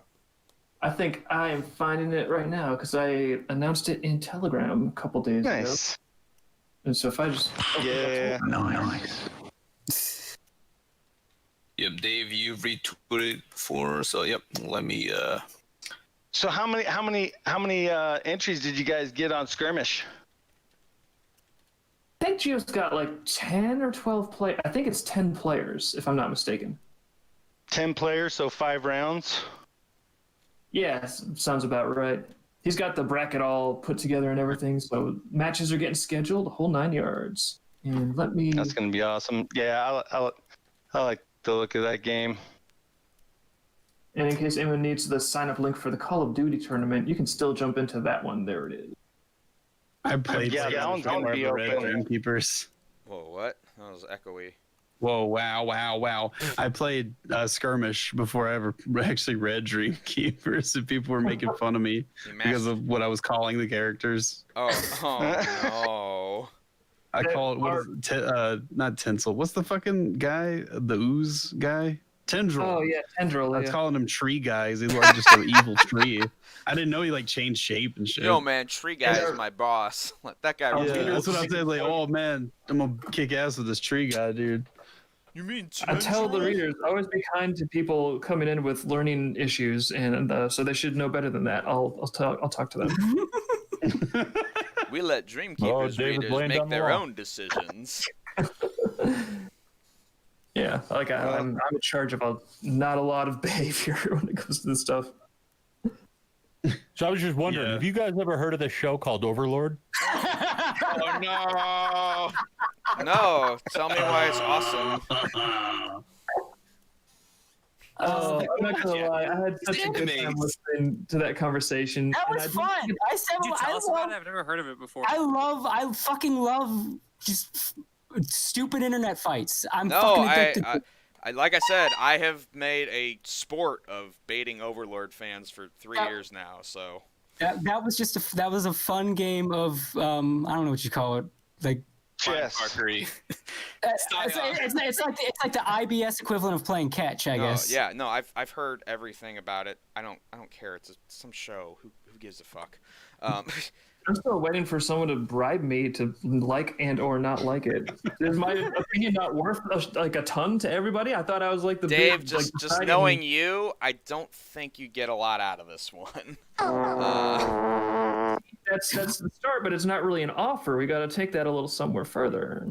What do you want me to? You might like it. You might not. I've said before what the general appeal is. If that sounds cool to you. No, you guys to fight over me and make me feel like a princess. I mean, if you like this sort of like a series with a villain antagonist that messes with your emotions a lot, then it's more of a more character driven. You'll get a kick out of it. If you want to get in the mindset of someone who's like really thinks video games will make your life amazing, you're gonna love it. Well, that's not really. I mean, it's not really that. That's how you get them. You reel them in. I'm sort of viewing this conversation as more of like a bidding process. And what do you want me to blow you? Just say it, Jesus. I mean, that's an offer. Look, to be real for a sec. So there's one offer on the table. To be real for a sec, just to see like if it is your thing or not. The video game element isn't. It's not like, oh, the guy's really good at video games, so it makes him cool. The main protagonist is like, you wouldn't want to be this guy. I mean, for one thing, because he's a skeleton, they make it clear from the beginning he can't. No, the skeleton part's the best thing. Yeah, but they make it clear. I think they even like he tries to see if the game mechanics still work in real life, and then he notices he can't wield a sword because that wasn't his class. It was like, and he says, "Oh, I guess that's another sword I won't be using." They make it clear, like, because he is what he is, he can't fuck, and his new body won't even let him feel strong emotions. So if he can't even be happy, so the main character is not like a power fantasy. Just to clarify, you're up against a blowjob at the current moment. Yeah, like you're not doing good. Look, Look, I ain't gay, so I know I would give crappy blowjob. So if you're up for a blowjob, I would say go with bone. I'm not saying that. That's just one of the offers. You can make a counter offer of whatever you want. It could be like $1 million. It could be. I'm like, poor as shit. I can give you some shoestrings. I can give you some old broken headsets. I can give you some broken headsets. I can give you earbuds that don't work anymore. And okay, like how many headsets are we talking? I think I got like 2 in here. Wait, what kind of headsets? Let's see what I do have.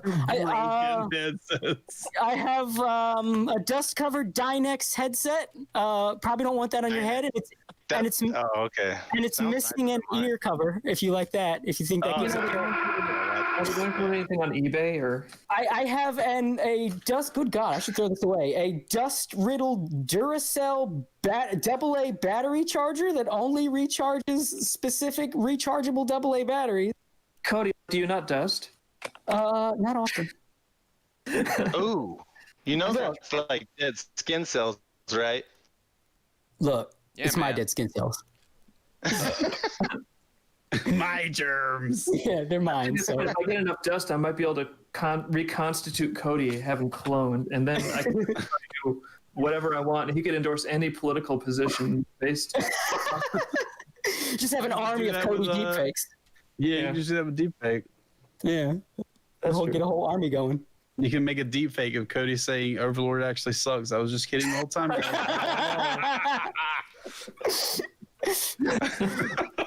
I think that would cause the other deepfakes to turn on you him. will live to see man-made horrors beyond your comprehension. I think that would automatically cause the other deepfakes to turn on him and start beating him up. Like some of Cody's DNA still lives. You gotta listen to this Bonitis guy. He's a complete retard. Don't listen to him. No one should listen to him, yo. Some of my DNA still lives in the deep fakes, and they all just react. Get him. He does the deep fake of the deep fake to fucking tell everybody to quit bullying deep fakes. They all do the body snatchers point and scream.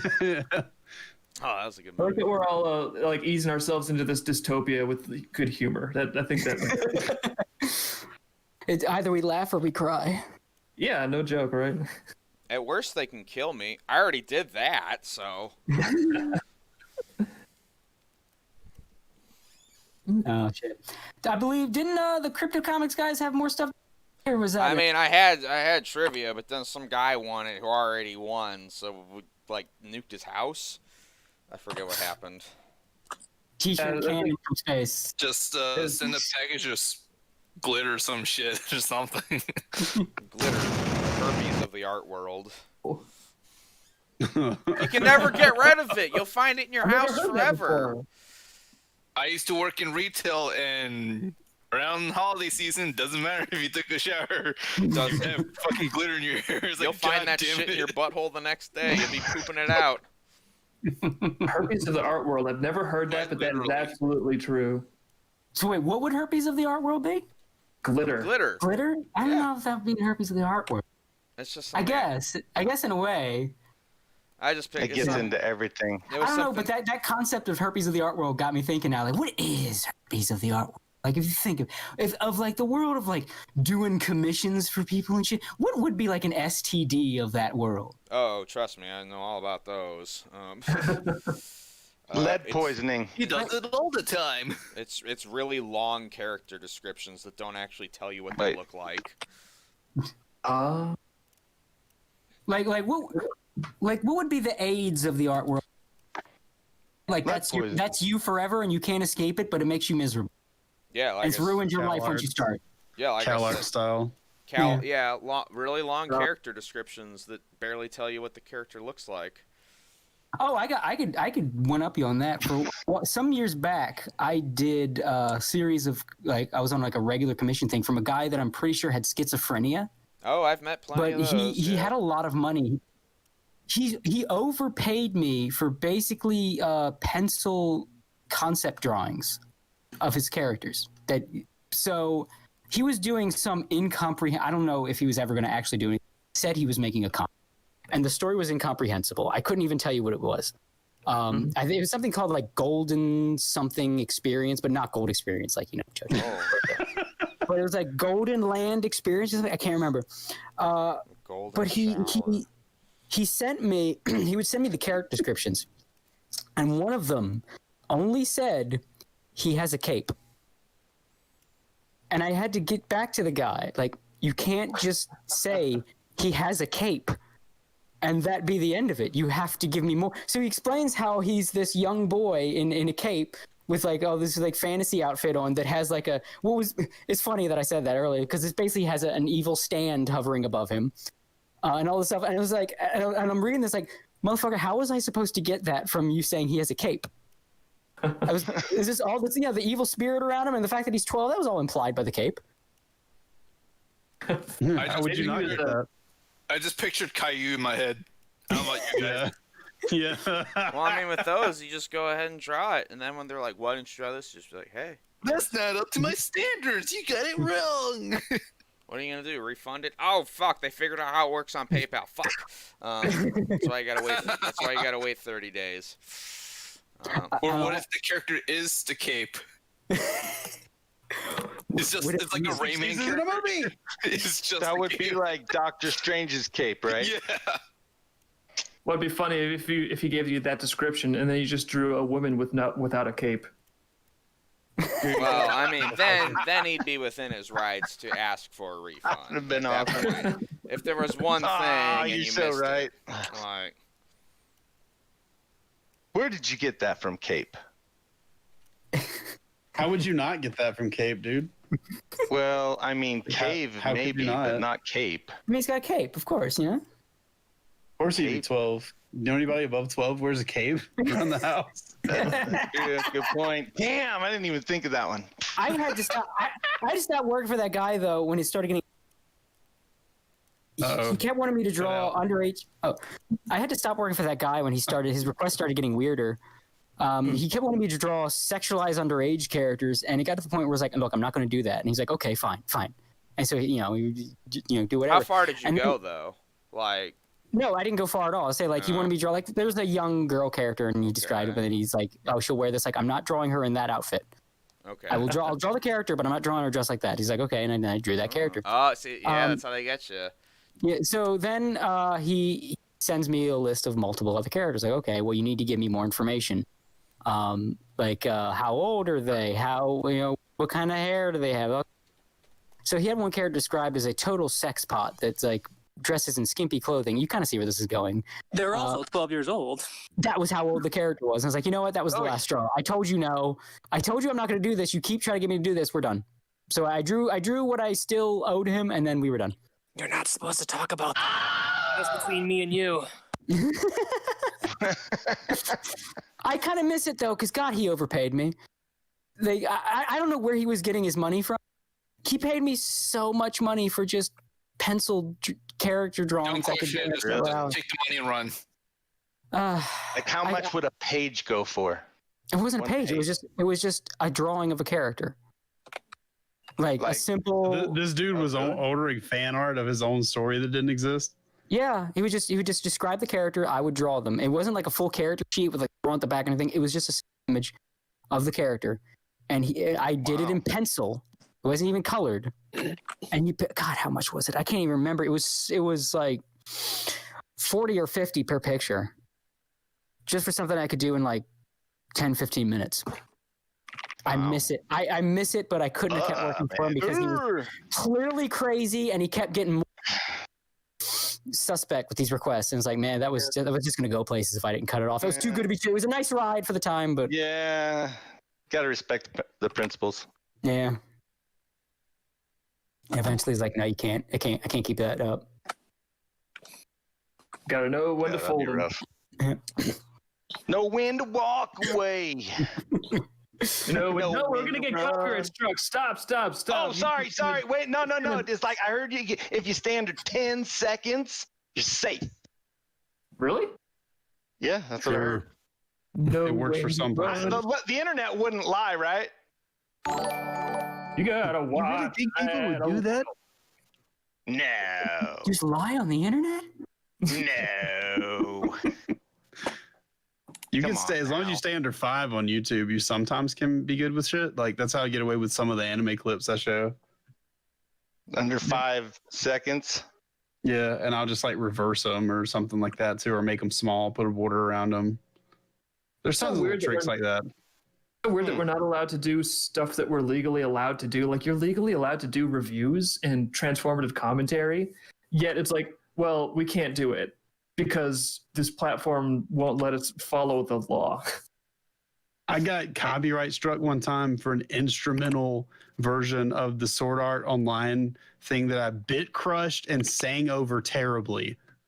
Wow. And they I, like before the video even went public, it was like auto detected by the content ID thing. And I disputed it. I contacted the Japanese company, it was Bandai or something. I was like, hey, look, this is not the song. I'm not trying to usurp the market or put a free version of the song out. It's a shitty joke parody song I did of the fucking thing, like misheard English lyrics. Like it's, you don't need to copyright strike this. There's not gonna be any money in it anyway. No one's gonna watch this. And they were just like, no, it's our copyright. Okay, guys. Yeah, this bit crushed version of your thing, claim it as yours. Fine, it's yours. Because that will surely make money. Yeah, that's like the least viewed thing of mine. Like no one cares about those reviews. All right, back. Okay. What's your least viewed reviews, Hazen? The Sword Art Online ones. I didn't even finish uploading them all because I didn't finish editing them. Because like no one fucking watched those. That's weird because that was a pretty popular show by all accounts. It was. It isn't so much now. Well, sure. It was one of those flavor of the month type shows that came and went, and what did that like? It was definitely one of those weird, like not to get back on the anime or anything, but it was one of those weird like self-insert. Like the artist or the creator definitely was like self-inserting himself as like a young, knowledgeable guy who has all these 12-year-old girls chasing him around and shit. Yeah, that show is a power fantasy. Like, good God, man. There's like a whole episode where he's in and out of this like 12-year-old girl's bedroom, like she's just in her panties and shit. And I'm like, this was on TV. This was on TV. I call the genre the "we are in a video game" show. If you ever want to see, there's a name for that. It's called isekai. Well, I mean, like you can say like Escaflowne is an isekai, but that was in like what 1996 or something. Like, yeah, it is sort of. Well, Captain N is the first isekai. Yeah, technically, Super Mario Brothers Super Show is an isekai. Well, so is the Fresh Prince of Bel Air. Like we could do this all day. That's not. Guys, this keeps bothering me. I couldn't sleep for a couple nights. Is Back to the Future an isekai? No, it's time travel. Isekai, you have to go to it. It's literally. But like, isn't the past a different world if you think about it? No, Martin Lawrence depends on the decisions made from that point going forward. Really, I think the Martin Lawrence movie Black Knight is an isekai. I don't know if he back in time or into like a fantasy world, but it might be. Yeah, Sword Art Online fucking sucks. Anybody who tells you that shit's good is retarded. It does. Don't fucking ever listen to anybody. We live in an anime. Yeah. I thought it was gonna be. Yeah, I thought it was gonna be okay because there's like a little bit of tension at the beginning where there's some interesting themes early on, and then after I think it's after episode 11 is the first arc. I don't think I got that far. I don't know. I was this was during my Lyme disease days. I was like, I'll watch this. No, Lyme disease days. I'm crazy from Lyme disease. I'll watch Sword Art Online. I was watching all sorts of weird shit. Just like, it was like Netflix, sure. Well, most of this is bad, but there's some interesting themes. And then it got to the second arc where they were in the next game, and I was like, what the fuck? All right, next thing. I think the next thing I watched was Event Horizon, and that was much better. Okay, to be a little fair to Sword Art Online, it's really entertaining, and it's the bad guy of the second season. Because he is just this hammy degenerate that it's like Emperor Palpatine in Star Wars. You can't help but love him. I saw some of that. He was so crazy. I kind of liked that, but that was kind of all that I saw in the second arc. Was like, the second. Oh, someone's asking. No, I didn't say Log Horizon. I said Event Horizon. Please, I have taste. I mean, it's in dispute. I don't care. Event Horizon's great with Sam Neill and Lawrence Fishburne. That's my favorite isekai. All that amazing CG. Oh baby. Yeah, they find a ship, and it's like, what's wrong with the ship? It was in hell. That's a big problem. That's the movie. We should get off. It's not a particularly bright movie, but it is fun. Like, I don't know. Like I said, I'll say, You know, technically Doom is an isekai. the one thing I'll say that I did kind of like, I thought was going to be good with Sword Art Online is like, there's a point where he's like in a party with a character or a bunch of characters, and they all die, and he thinks, or one of them like dies somehow, and then he's like, I'm gonna get this item from this Christmas. Yeah, event, that's an early episode. Revive a fallen thing. And I was like, oh shit, he's gonna like bring somebody back. Like, how is that gonna fucking work? And they if they die in real life, does like your perception of time work differently or something? Is nobody really dying or something? Like, are we gonna actually find out some big reveal? And they just like, it still was not like terribly done. Like, they got an item and he was like, he handed it to some other guys like, wait, I thought you needed to revive your friend. He's like, no, this only works if you use it like within 5 seconds of somebody dying or something. And I'm like, damn, dude, that's heavy. And then nothing else was good after that. If I remember correctly, my husband explained to me how the adaptation process for Sword Art Online was really weird because it's a bunch of different light novels. In the first 4 or 5 episodes, almost each episode is a different novel unto its own, which is why it feels so disparate and disjointed, because it's like, oh, these are all different books, but they're like, yeah, just shove all the shit in the beginning, then get to the plot. And I was like, oh, that makes sense. It's not a good way to do an adaptation, but now I understand why they did it that way. It didn't feel it didn't feel more disjointed than other things that probably don't have that sort of origin story to me. Like, oh, okay. I thought they did okay. That's the explanation. But like, here's all different books. Here's a perfect example of why I take a big stinky shit all over all the English dubs of like anime Funimation stuff. In the Japanese dub, they did not do this. In the English dub, I'm not saying the Japanese dub was great, but in the English dub, they had this term that they would call people, and they called them beaters. Not because they beat their meat to the game. No, that's it. That's what it sounds like when somebody says you're a beater. That's the first thing you think of, somebody jacking off. You're someone with chronic masturbation. It was because they were beta testers. Yeah, they were beta testers of the game, and they also were cheaters somehow because they knew stuff about the game. So they called them beaters. That's the worst. Beaters. That is the worst name I've ever heard. They said this straight face. They said this like this was not a joke. This was not like something that was hammed up to make it funnier. I don't see any of the voice actors in my head like laughing in the booth over this. They probably had to do a few takes, like, you know. Yeah, like, oh my God, beater. That's what you come up with? Jesus Christ, beater. You really gonna call somebody that in like the dramatic sort of anime? A lot of Sword Art Online makes sense when you find a photo of the author. Oh, I think I saw a picture of him. I think you're right. I think when I saw he's like a little shrimpy guy. He's like a little shrimp. He looks like a guy that has tried at least once to sneak into the... And this dude's just selling that to everybody now. Hey guys, the Crypto Comics team, we're going to drop off and head back over onto Bro. I'm so glad, Crypto Comics team, that you...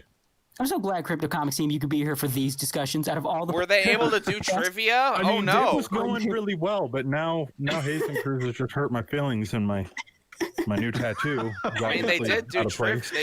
My new Kirito tattoo on my arm. How could you? Well, hold on. I'm just glad you came into the anime shit posting portion of the podcast, and not like when we're having poignant discussions about society and deep fakes and all that. No, it's when we're talking about fucking nerd shit. That's when you came in.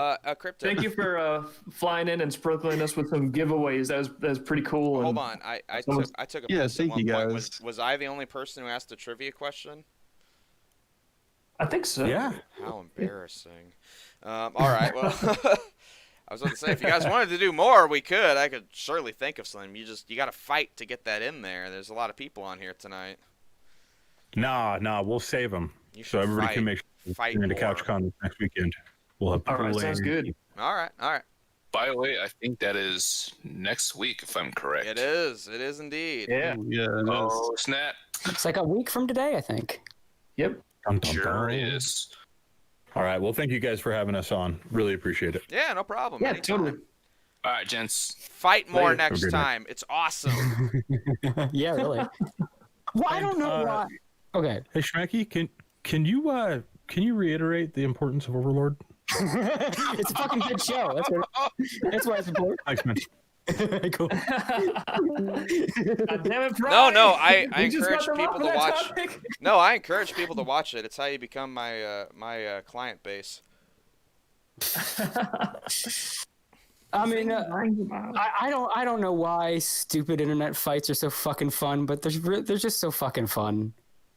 You can't deny that either listening to them or participating in them. There's just something about two motherfuckers yelling at each other over something that doesn't fucking matter. For me, it depends. Like over text, that's wasting my time. But I'm drawing commissions right now, so I'm technically being paid. If I wasn't, I just I don't care. But I'm being paid. I can say anything right now. It does not matter. Well, I guess it does. I could get banned from Twitch, but that'll happen regardless. So. Yeah, it's just a matter of time. Oh, I appreciate the tech stuff because I'm bored at work a lot. So it's nice to fire up. Is comics and art not your job? What do you do?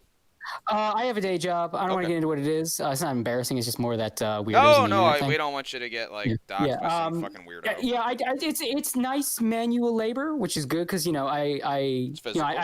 artwork too, but it's nice to get up and do something and get free health and dental, which you don't get when you work freelance. Oh yeah, so you just gotta marry someone that gets that. Yeah. So a lot of times though, because it's one of those things where I feel like everybody there, it's like it's a government job where they work only fast enough to not get fired. So I tend to finish things a lot. Like, oh, we gave you build this thing. Oh, well, it only took me 15 minutes. Okay, I got 15 minutes with nothing to do. So let's fire up Twitter and piss somebody off and see what they say when I finish the next task. I used to piss people off on Twitter, but I noticed I would lose a lot of followers, and so I was like, all right, I'll taper that off. Well, that was. Well, hold on. Now I've stopped doing that. I still lose followers all the time. It just doesn't matter. No, I've kept I've kept track. I've lost, and it sounds small. I've lost literally in the past week an entire 1% of my total following. And all I've posted is the artwork I always post. I'm like, what is different? Like, why? What is happening? Just doesn't. Well, maybe it's your wrong thing. I don't care. I'm used to it. I don't know. It was weird because in the heyday, the Twitter, because that's mainly when I would mess with people, was on that Twitter. It was fun. We would gain followers every time we pissed people off. So it was just an incentive to keep doing it. No, I don't gain them for anything, but I guess, maybe one day I'll die and people can dance on my grave and say, it was me, I was correct, I'm a good person, as they dance on my grave. And that's what I look forward to. And then your deepfake will come up and fight it. Right. And do commercials for Overlord. Doesn't matter. It's all good by me. No, what you need to do, because it worked for us, you need to go on Twitter and just say some hot take that is going to piss off people with no social skills, and then just wait for that shit to come in, and then just think of some good, I don't want to call them zingers, but good one-liners for some of the responses you're going to get, and you just quote tweet those, and then you get more attention, and then you get more followers. I mean, I used to do that. It really, for me, didn't work. So I just was like, I'll be nice. Just post artwork, and then, all right, well, nothing works. You got to sort of acknowledge that Twitter is a very stupid place, and so you can either fight against that or sort of roll into it. And I just decided a long time ago to roll into it. Well, what I decided to do was instead, I make most of my money on Telegram. I don't got to rely on any of that shit. So. Yeah, I was gonna say, I don't know how accurate this is, but one thought about Twitter follower shrinkage is I think there's a lot of people that are just turning off from even having Twitter accounts because it's miserable.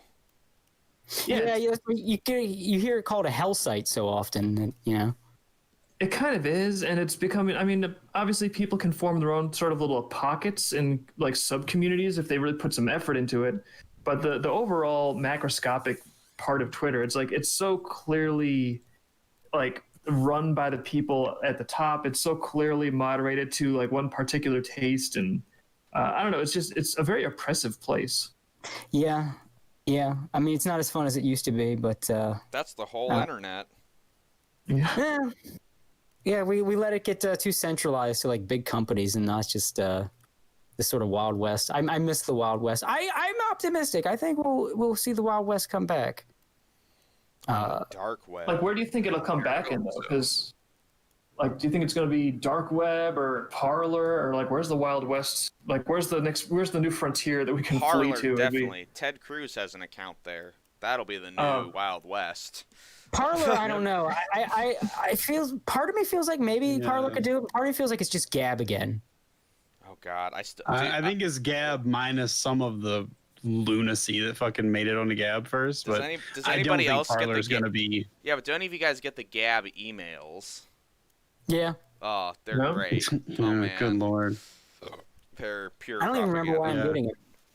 I get them because I made a Gab account. Gab is Gab is the only site I know of that's worse than Twitter. I think that the Wild West will come from federation of internet stuff, like the way Mastodon does its shit. I think that's going to catch on. I think people are going to be more inclined to join things like that and help federate stuff like that. How does Mastodon work? I see people say that, and then it just seems like Twitter, but only your friends can see it.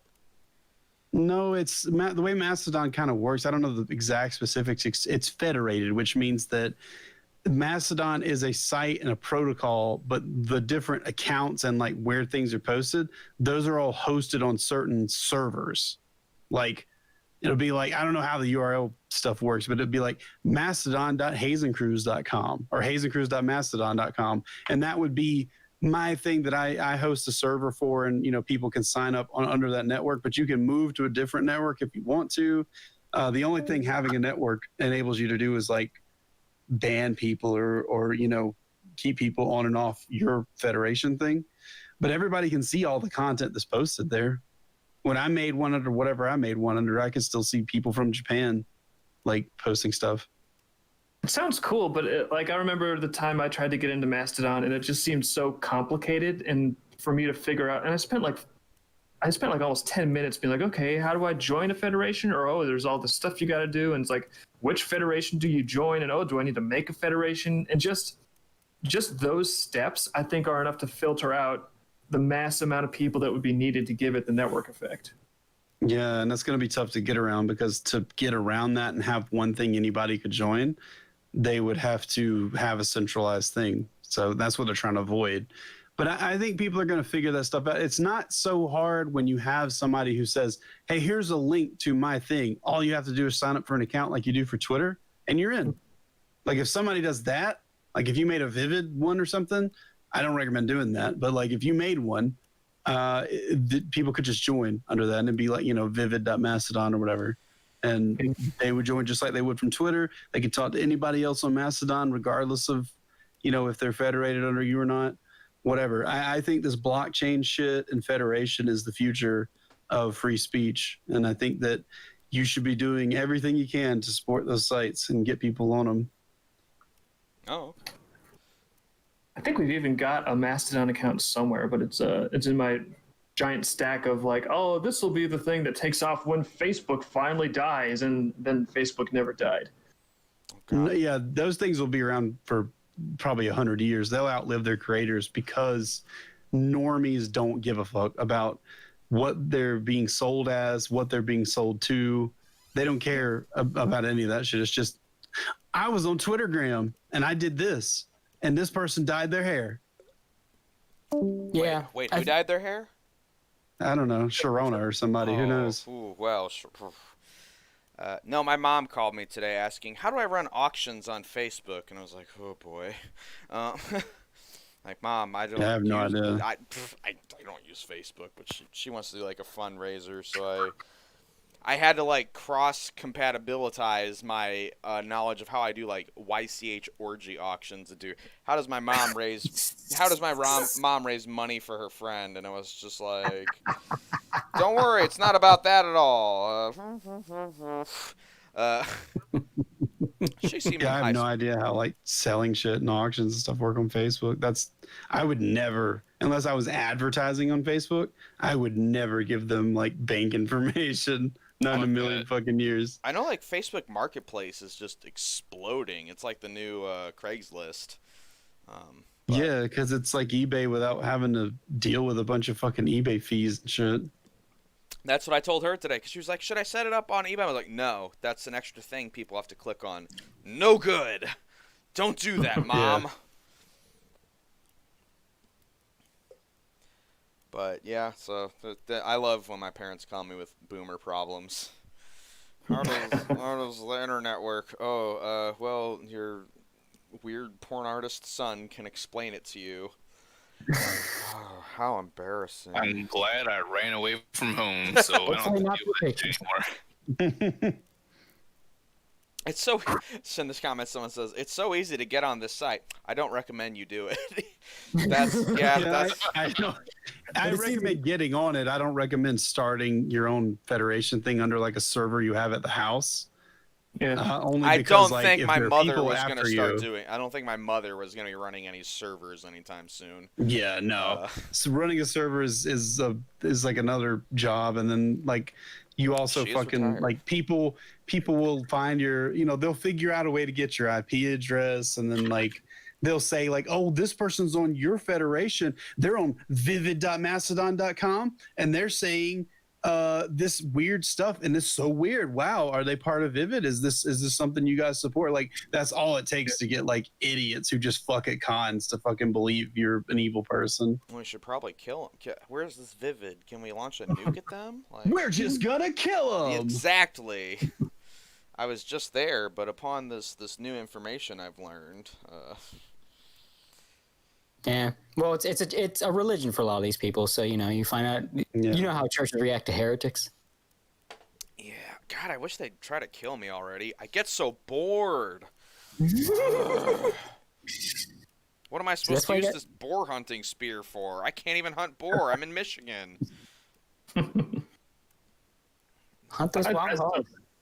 No, there's not a lot of them in Michigan. They've only been spotted in like half the counties, and that just means seen at all, much less like an actual issue. They're not like where Hazen lives, where they're just running all over the place. Oh yeah, they're in North Carolina too, so we gotta visit Dan and Hazen to kill all the pigs for them. Wipe them the fuck out, dude. Wipe them the fuck out before they become a problem. I'm telling you. Hazen, do you want to? So whenever COVID dies, I'd like to do like an outdoors getaway at the Blue Ridge Mountains. I'd like that, and we can all hunt boars. Yeah, that's not far from here. Yeah, there's like 4 hours away. There's like cabins and campgrounds like 20 minutes from where I'm at that we go to every year. Paris Mountain shit, like it's beautiful up there. There's no boars. Oh. It's the most important part. Boars. What am I supposed to throw my spears at? I know we're talking about beachheads too next year. Maybe like we could have it here like last time, like Michigan based. But if everyone wanted to like go somewhere else, we could potentially talk about pooling funds to get like a cabin in, I don't know, wherever he was talking about, like the Blue Mountains or something. Yeah, it's right on the border between Tennessee and North Carolina. Well, we talked about a few ideas that were pretty interesting. The other one we had was keep it in Michigan, but charter like a fishing boat on the Great Lakes. Yeah, that sounds fun. Yeah, because like those are I'm crazy enough to drive back up there. I know. Well, the other thing that's nice is that it's a chartered boat, so someone else drives it, so you can just don't have to catch fish. You just get to be on a boat and drink a lot. It's great. Yeah. If you catch fish, that's a bonus. So there's ideas. The best part of fishing is doing nothing. It's great. Oh, it's so wonderful. You sit, nothing happens. Oh. And even even just talking about social media versus talking about fishing, completely different. Just people be like, "What's bow fishing like?" It's like, well, I climb into a tree and sit there and do nothing, and sometimes I don't catch anything. And people are like, "That sounds awful," and I'm like, "No, it's the best thing ever." Chad thought I spent so long in the woods one time. Chad thought I was lost, and he called my husband to help come find me in the woods. And I was like, "No, Chad, I was just one with the trees." I feel like that when I eat mushrooms. Nice. Like that's another thing we could do at the Beachheads meetup is we could all do mushrooms together. And I don't know if I want to do that on a boat though. Well, someone Just say else no, is Chris. driving. honest. Someone else is driving it. Yeah, but we're still just like out in the middle of water, and the Great Lakes are like big. Like they Yes. built like liners to go, like freighter. What do you call it? Frigates to go like across ferry cargo, like they do the ocean. It's What that are big. you, a pussy? I just don't want to be fucked up on visual hallucinogens and unfamiliar water. I'm just fucking with you. And they have sturgeon and stuff like they can eat you. No, sturgeon cannot eat you. Although they do have some of them get really sharks. big. They do, but you can't catch a lot of them. So there are sharks in the Great Lakes. There are the bull Not- sharks. Yes. Not often, but occasionally there will be a bull shark attack. Yeah. How do they get there? They swim up the rivers, it man. doesn't happen anymore because of all the locks and dams, but there used to be a lot of bull rivers? Yeah, they would. Bull sharks can. What river goes from like the Great Lakes to the oceans? A lot of them. Bull sharks can. What the fuck in Michigan? Yeah, oh, dude, that's why there's been like shark attacks in Iowa. It was because of bull sharks. Yeah, bull sharks will fucking go up rivers like nobody's business, man. They are one of the few shark species that can survive freshwater, and they're also one of the most aggressive shark species. I know that you see them in hammerheads a lot in like Chesapeake and shit, but like I had no idea that the Great Lakes were like had any kind of like estuary connection to like an ocean. Surprise! It just takes a while. They're very dedicated sharks. God damn, they must be. That's like I wouldn't want to walk that. Yeah, bull sharks are stubborn. It's not. There hasn't been a bull shark reported attack in I believe over 10 years. Because I looked up on this because when I got my spear gun, I was like, I wonder if I could go and shoot some bull sharks. Turns out it would be very difficult, but they might still exist in the Great Lakes, but they're so spread out that it's not really. It doesn't really matter. I'm looking at a map right now. The ocean connection I see is like down in fucking Louisiana or some shit. It's the Mississippi, man. Jesus Christ! That I thought maybe it came out near like DC or something. No, they come up, man. It's crazy. Oh my god! Those things are goddamn dinosaurs. What the fuck? They can live their whole lives. Imagine being a shark and just like I don't fuck it. Where's my home? I don't know. I'm just gonna keep going. Just keep going. Keep going up to fucking Michigan. It's like, what's this? What the fuck is this on top of the water in the winter? Yeah, they wouldn't know what ice is. They're just like, hey, let's go deeper. I'm good. Yeah, fuck this. I'm fine. Yeah, like I don't need to come up. I don't breathe air or anything anyway. Yeah. Imagine ice fishing in Michigan. You pull a fucking bull shark out of the water. What the fuck? That'd be awesome. That would be crazy. I'd flip the fuck out, dude. I mean, it'd be kind of scary because it'd be like, oh, how am I going to kill this thing? Because oh fuck that! Get my 12 gauge. Yeah, that's when you want to have a gun on you. You pull a fucking shark up and hanging off the boat. Get the 12 gauge. I mean, that's what you do when you go shark fishing. Is you use a gun to kill them. You're not supposed to, but that's what you do. It's not legal, but it's also stab smart. them in the head. You can, but they don't die as quick that way, and it's not as easy. You shoot them with a magnum why is or it whatever. not legal though? Couldn't you just tell the judge that it was self-defense? It's a shark. Well, I mean, Dave, that You're makes not a lot supposed of to sense. catch sharks. No, you can catch like sharks in some places. Even in places where not here. You're not supposed to, but we do. You can get your shark catching license. I have one, but in places where you do, it's like, oh, you're not supposed to shoot it. You have to slit its gills and let it bleed out, or any number of other things. But just shooting it is the easiest thing. But you're not supposed to do it because, oh, the bullet could ricochet, or that's dangerous, or people could hear a gunshot and then they'll get scared. There's all sorts of stupid reasons. None of them involve anyone actually getting hurt because you're shooting a shark in the head, And if someone gets hurt doing that, fuck them. Usually the people making the laws are not the same people that are shooting sharks in the head. No, they're not. Yeah, it's people voting on the laws are like, well, I wouldn't bring a gun out to shoot black tip reef sharks, and it's like, well, have you ever caught a black tip reef shark? Well, no, but if I did, I would do it the humane way, which is lash it to the boat and slit its gills and let it bleed out for hours. Attract all other sharks that probably take your fucking shark. Yeah. Oh, away. they'll eat your it. armor away while you're at it. They'll eat it Yeah. right off the side of your boat. Yeah, they'll fucking eat it. You ever seen when they throw chunks of meat outside the boat? That's what's gonna happen. Oh if you yeah, do it that way. Chumming? No, it's but the whole shark fishing is such a nightmare. It's like just let people who are willing to kill dinosaurs do it. Everybody else, fuck off. Yeah, I'm gonna shoot my shark just to piss them off. I remember one time we were fishing in Charleston. We were pulling black tips up. Yeah. We cook them. We cook them. They're like, good. People, they act like we're so weird. Yeah, there was this No, guy I've had from black fucking tip. like. It's good. There's some guy from fucking Maryland or something. He's like, "What are you guys doing?" And we're like, "We're cleaning the That sounds shark." about right. Tell him you're It's making like, shark fin soup. I've never seen anyone actually clean a shark before. What is that all about? What are It's you just doing a big there? fish. Like We're cleaning a fucking fish. You fucking Yankee, go back up to fucking Maryland. Yeah, fuck that state. Oh yeah, Dan's from Maryland, so Yeah, I hate that place. I'm never going back. No, I hear you. Yeah, I hear you. I feel you. I love North Carolina. I'm staying down here. Fuck that. God, yeah. If you live near DC, like Silver Springs or some shit like that, dude. Like, I used to work near there.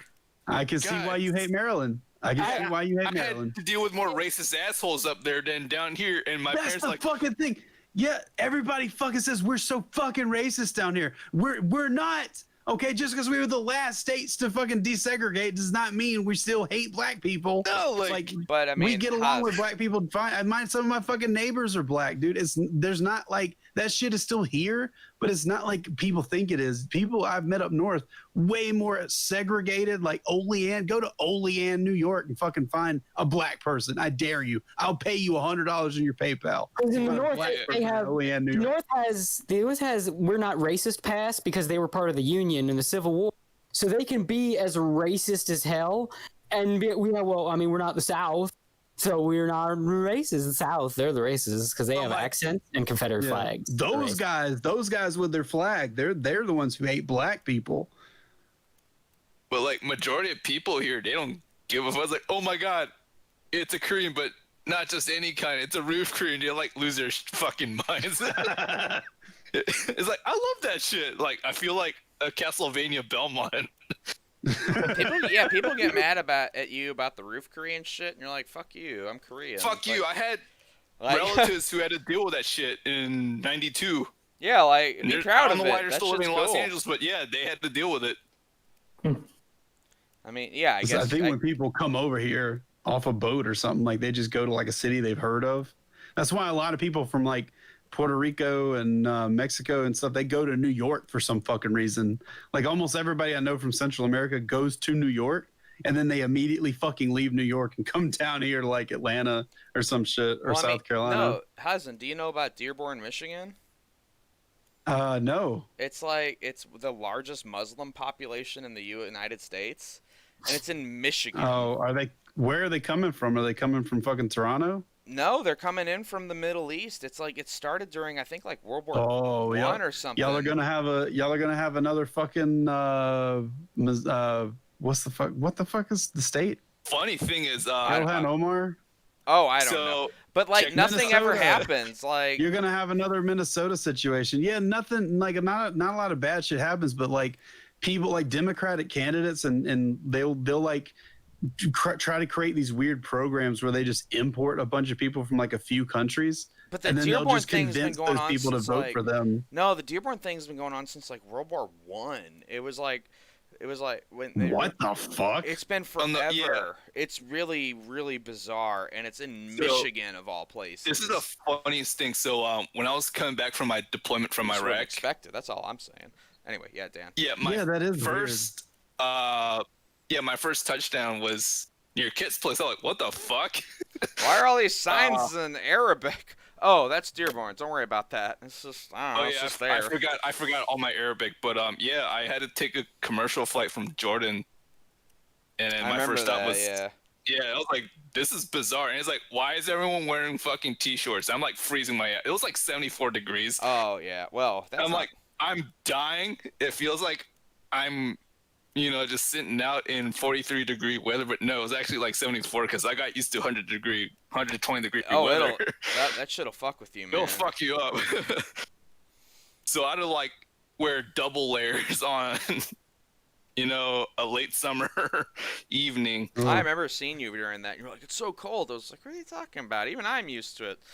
I was dying, and I was like, oh my god, I see clouds and rain for the first time in months. Whoa, look at those. Like, what the fuck is that? Yeah, we also bought you a cheeseburger. You probably haven't seen that in a while either. Oh yeah, that was like, I was like, God, I haven't had burgers in like months.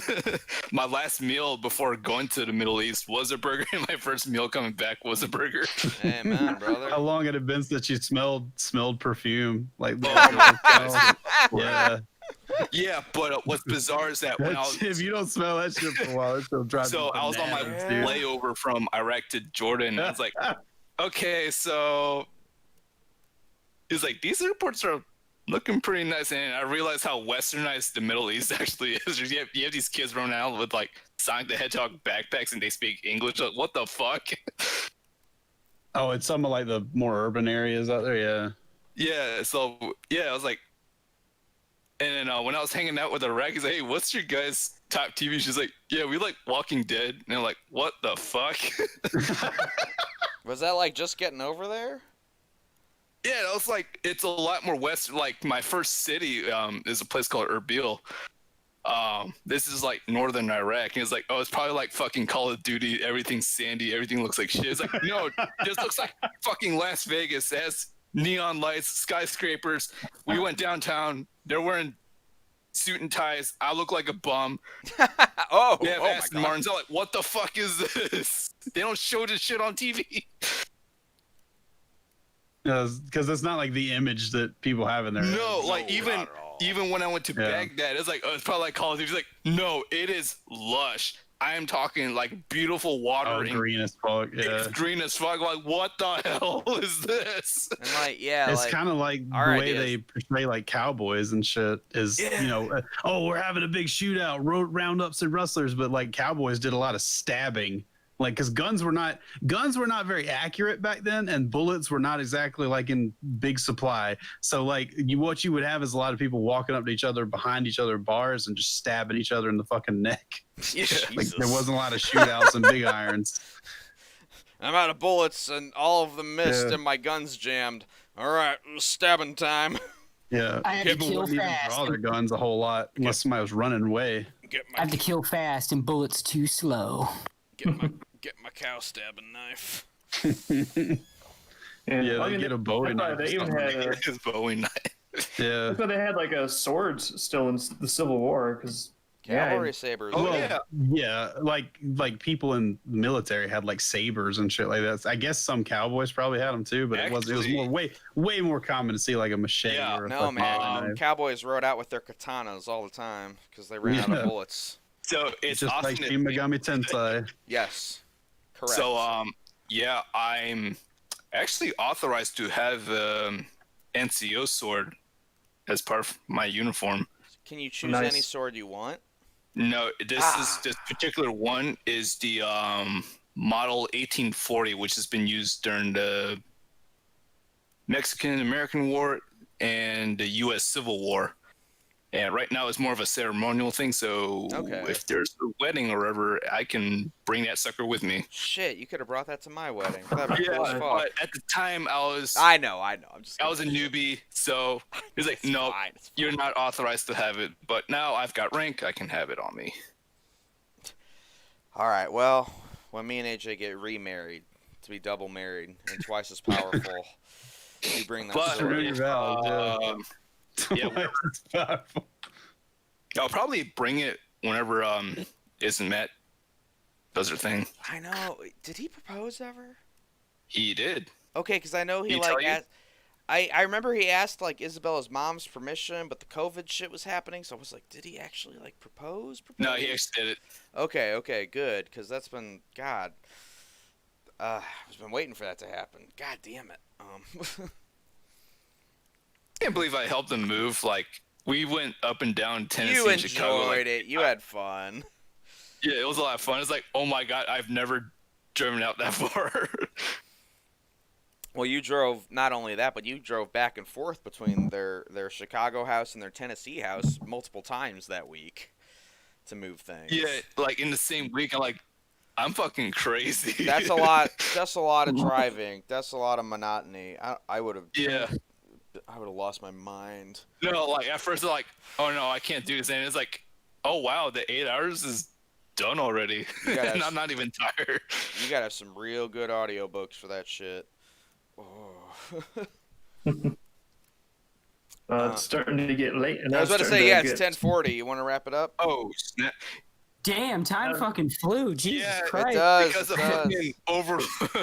Oh, everybody likes a little fight in the middle. Why not? Yeah, that's fun. I mean, that's yeah, for real. I'm curious because I've never seen or even heard of this thing. So I don't get to fight with Dave about shit ever. He doesn't watch anything. The last video game he played was Frogger. GoldenEye. Oh, Super Mario Brothers. Yeah. I mean, yeah, like I said, the fucking internet fights it's the dumbest shit, but goddamn if it ain't fun. It's a vice. Yeah. It's a vice. It's Saturday night. You're listening to a live stream. What do you care? You're not getting laid, you idiots. Yeah. If you were, you wouldn't be listening to me. If you did listen to me, you would be getting laid. This was surprisingly fun. Oh, good. I'm glad you enjoyed it, man. I had a ball. Like I was expecting to come on and and talk a little bit about comic, do the advertising. No, this was a blast. This is right. No, we all want to be here. I didn't expect that. Anytime you want to come back, I mean, we do this almost every Saturday. So it doesn't have to be like a big planned announcement. If you're just like, hey guys, what's up? It's a pretty casual stream, so you're welcome whenever. Yeah, if you're busy not getting laid on a Saturday, you've got options. Yeah, like I'm Ronry. I just jumped on because I haven't talked to anyone in a while. So you are free to jump on whenever. Yeah, if I'm free on a Saturday again, I'll have to pop in because this was a blast. I'm an idiot. I'm terrible at fucking advertising myself. I never dropped a link to the comic. Oh, I did. I dropped it for you. And in fact, I'm about to drop it again. This is Cody Bayer. I'm saying it right now, right? Bayer. Yes, now you are. God, I said Bayer in my interview, but whatever. I hadn't heard it out loud. Cody Bayer. Bayer. And here, you can read his comic here. So there you go. That's that. And there are physical copies, which I just ordered one like an hour or two ago. Oh, awesome. Yeah. Also, I got a fellow Vivid author. Speaking of link to your comic, I got to get a banner for you up on our publishing site. So if you go to vividpub.com, if you go to the titles page and you see the size of those banners, if you could hit me with a link that, like a picture for Cloud Scratcher that's that same size, I'll get it up on the website. Cool. Yeah, I'm going to be spending the next week. Cloud Scratcher's going to be taking a hiatus next week because we'll be spending the next week working on stuff because I'm going to be have a table at CouchCon, so I'm going to make some art that I can sell there. That is next week, CouchCon. Oh, boy. Yeah. So any viewers remaining in the chats here, I will be doing another panel. I'm sorry, my brain is slowing down from all the beer. But if you missed the last time on me going over how to do mechanical drawing, I'll be doing it again. It's probably a bit more refined, and I'll be sure to remember to keep it recorded and saved for the next time that I do this. I will pop in to also be on that panel with Dan, so I'll be popping into a lot of CouchCon panels, a lot of surprise bone appearances. It'll be a busy weekend there's gonna for me. be surprise bone. In case people have not gotten the pitch, CouchCon, there's going to be a lot of panels. I'm also doing a panel because, hey, I'm actually good enough to do one. I didn't know I would be, but I am, so I'm doing it. So it's going to be panels, vendors room with a ton of artists. There's going to be tournaments you can watch. There's going to be a Discord. You can jump in the cosplay contest in there. So it's going to be another CouchCon weekend next weekend. Look forward to it because I've never done anything like this before in my life. So this is going to be weird. A lot of people haven't. I would recommend pushing it a lot. Use the hashtag a bunch so we know that you're doing it. Tweet at the Twitter. Yeah. Tell your friends. The only way it ever gets seen. I hopefully we'll be able to get with Dave on Monday to sort of the rundown of because I have no idea how this even works because I'm not doing a table and I've never done anything like this before. So Well, hopefully we can make and... some money for you, buddy. Yeah. Yeah. All right, so I dropped down another link again of the Shots with Comics episode of your Cloud Scratchers review. Oh, nice. Oh, thank you. Yeah, I just linked to the Shots of Comics in general, but thank you for putting the is it mine or is it Chad's? This is the YouTube one, so I'm assuming it's Chad's. Well, Chad's would have been more recent, but whatever. They should both be on YouTube. We reviewed it at separate times because I read it and then Chad read it like a month or two later. So. Okay. Yeah. Well, yeah. You know, it's just we don't always read the same things because we want to be like, well, I read this and I read this. Well, I'll have to find the other one then because I kind of want to see both of them. Please do. Please do. Hopefully you enjoy listening to them. Yes, indeed. Oh yeah, guys, this was a blast. This was a lot of fun. Oh, yeah, good deal. Yeah. All right. And, yeah. If you want to plug anything else before we sign off here? Just Cloud Scratcher. I think you guys will dig it. Especially any fans of Dave's work. I think it's a lot of I don't know. You say cross pollination of similar audiences. I think if you dig Dream Keepers, there'll probably be a little something in Cloud Scratcher for you. So check it out. I would definitely second that. Having read both, so as a unbiased third party. Just kidding. I have a monetary interest in both these comics. All right. Anybody else want to plug something before we sign off here? I think we are good. You're good. All right. We'll be back next Saturday. We'll be a little later because we've got a lot of panels going on during CouchCon. So we want to give them some breathing room. So I believe, because I'm the schedule guy, Snake Pit will be at 9 o'clock next week. There will be a bunch of other panels during the usual 7 o'clock time. So you can go to those ones instead. Get hyped up. Get amped up. But 9 o'clock, me and Dave will be wearily signing in to do Snake Pit. I don't know if we're going to do a whole 3 hours, but we're going to be like, hey, how's CouchCon going? And we'll both say, I'm tired. And then the stream will be over. So that is Eastern Standard Time. EST, yes. A fascinating 5 minutes of two men saying they're tired and going to bed. You're tired. They don't have enough alcohol. Just kidding. No, I'll have plenty of alcohol. That's all I'll get through. Not as much as last CouchCon. I won't end it quite the same. Yeah, don't die, motherfucker. I didn't die. I just fell asleep on stream. No. You had to save an orphanage. That's what you had to do. I had to save Aobaoku, as everybody knows. All right, we'll be back. Same snake place, but different pit time. So be ready for that. I'll be blessing out with my list. We'll have I think almost everybody here has a panel of some sort going on, except someone in the chat named Schmecky. Oh wait, no, that's Cloud Scratcher. I was like, wait, Schmecky? That's not Cody Byer. Oh, that's probably his name. Okay. It's been my internet alias since school. That's okay. Mine's been Bonitis since I was 17 because high school decisions last forever. That's about. Oh my God! It's the Scooby-Doo sound. That means we're out of here. Goodbye. Good Goodbye. night, Goodbye. Goodbye. Goodbye. Punch out.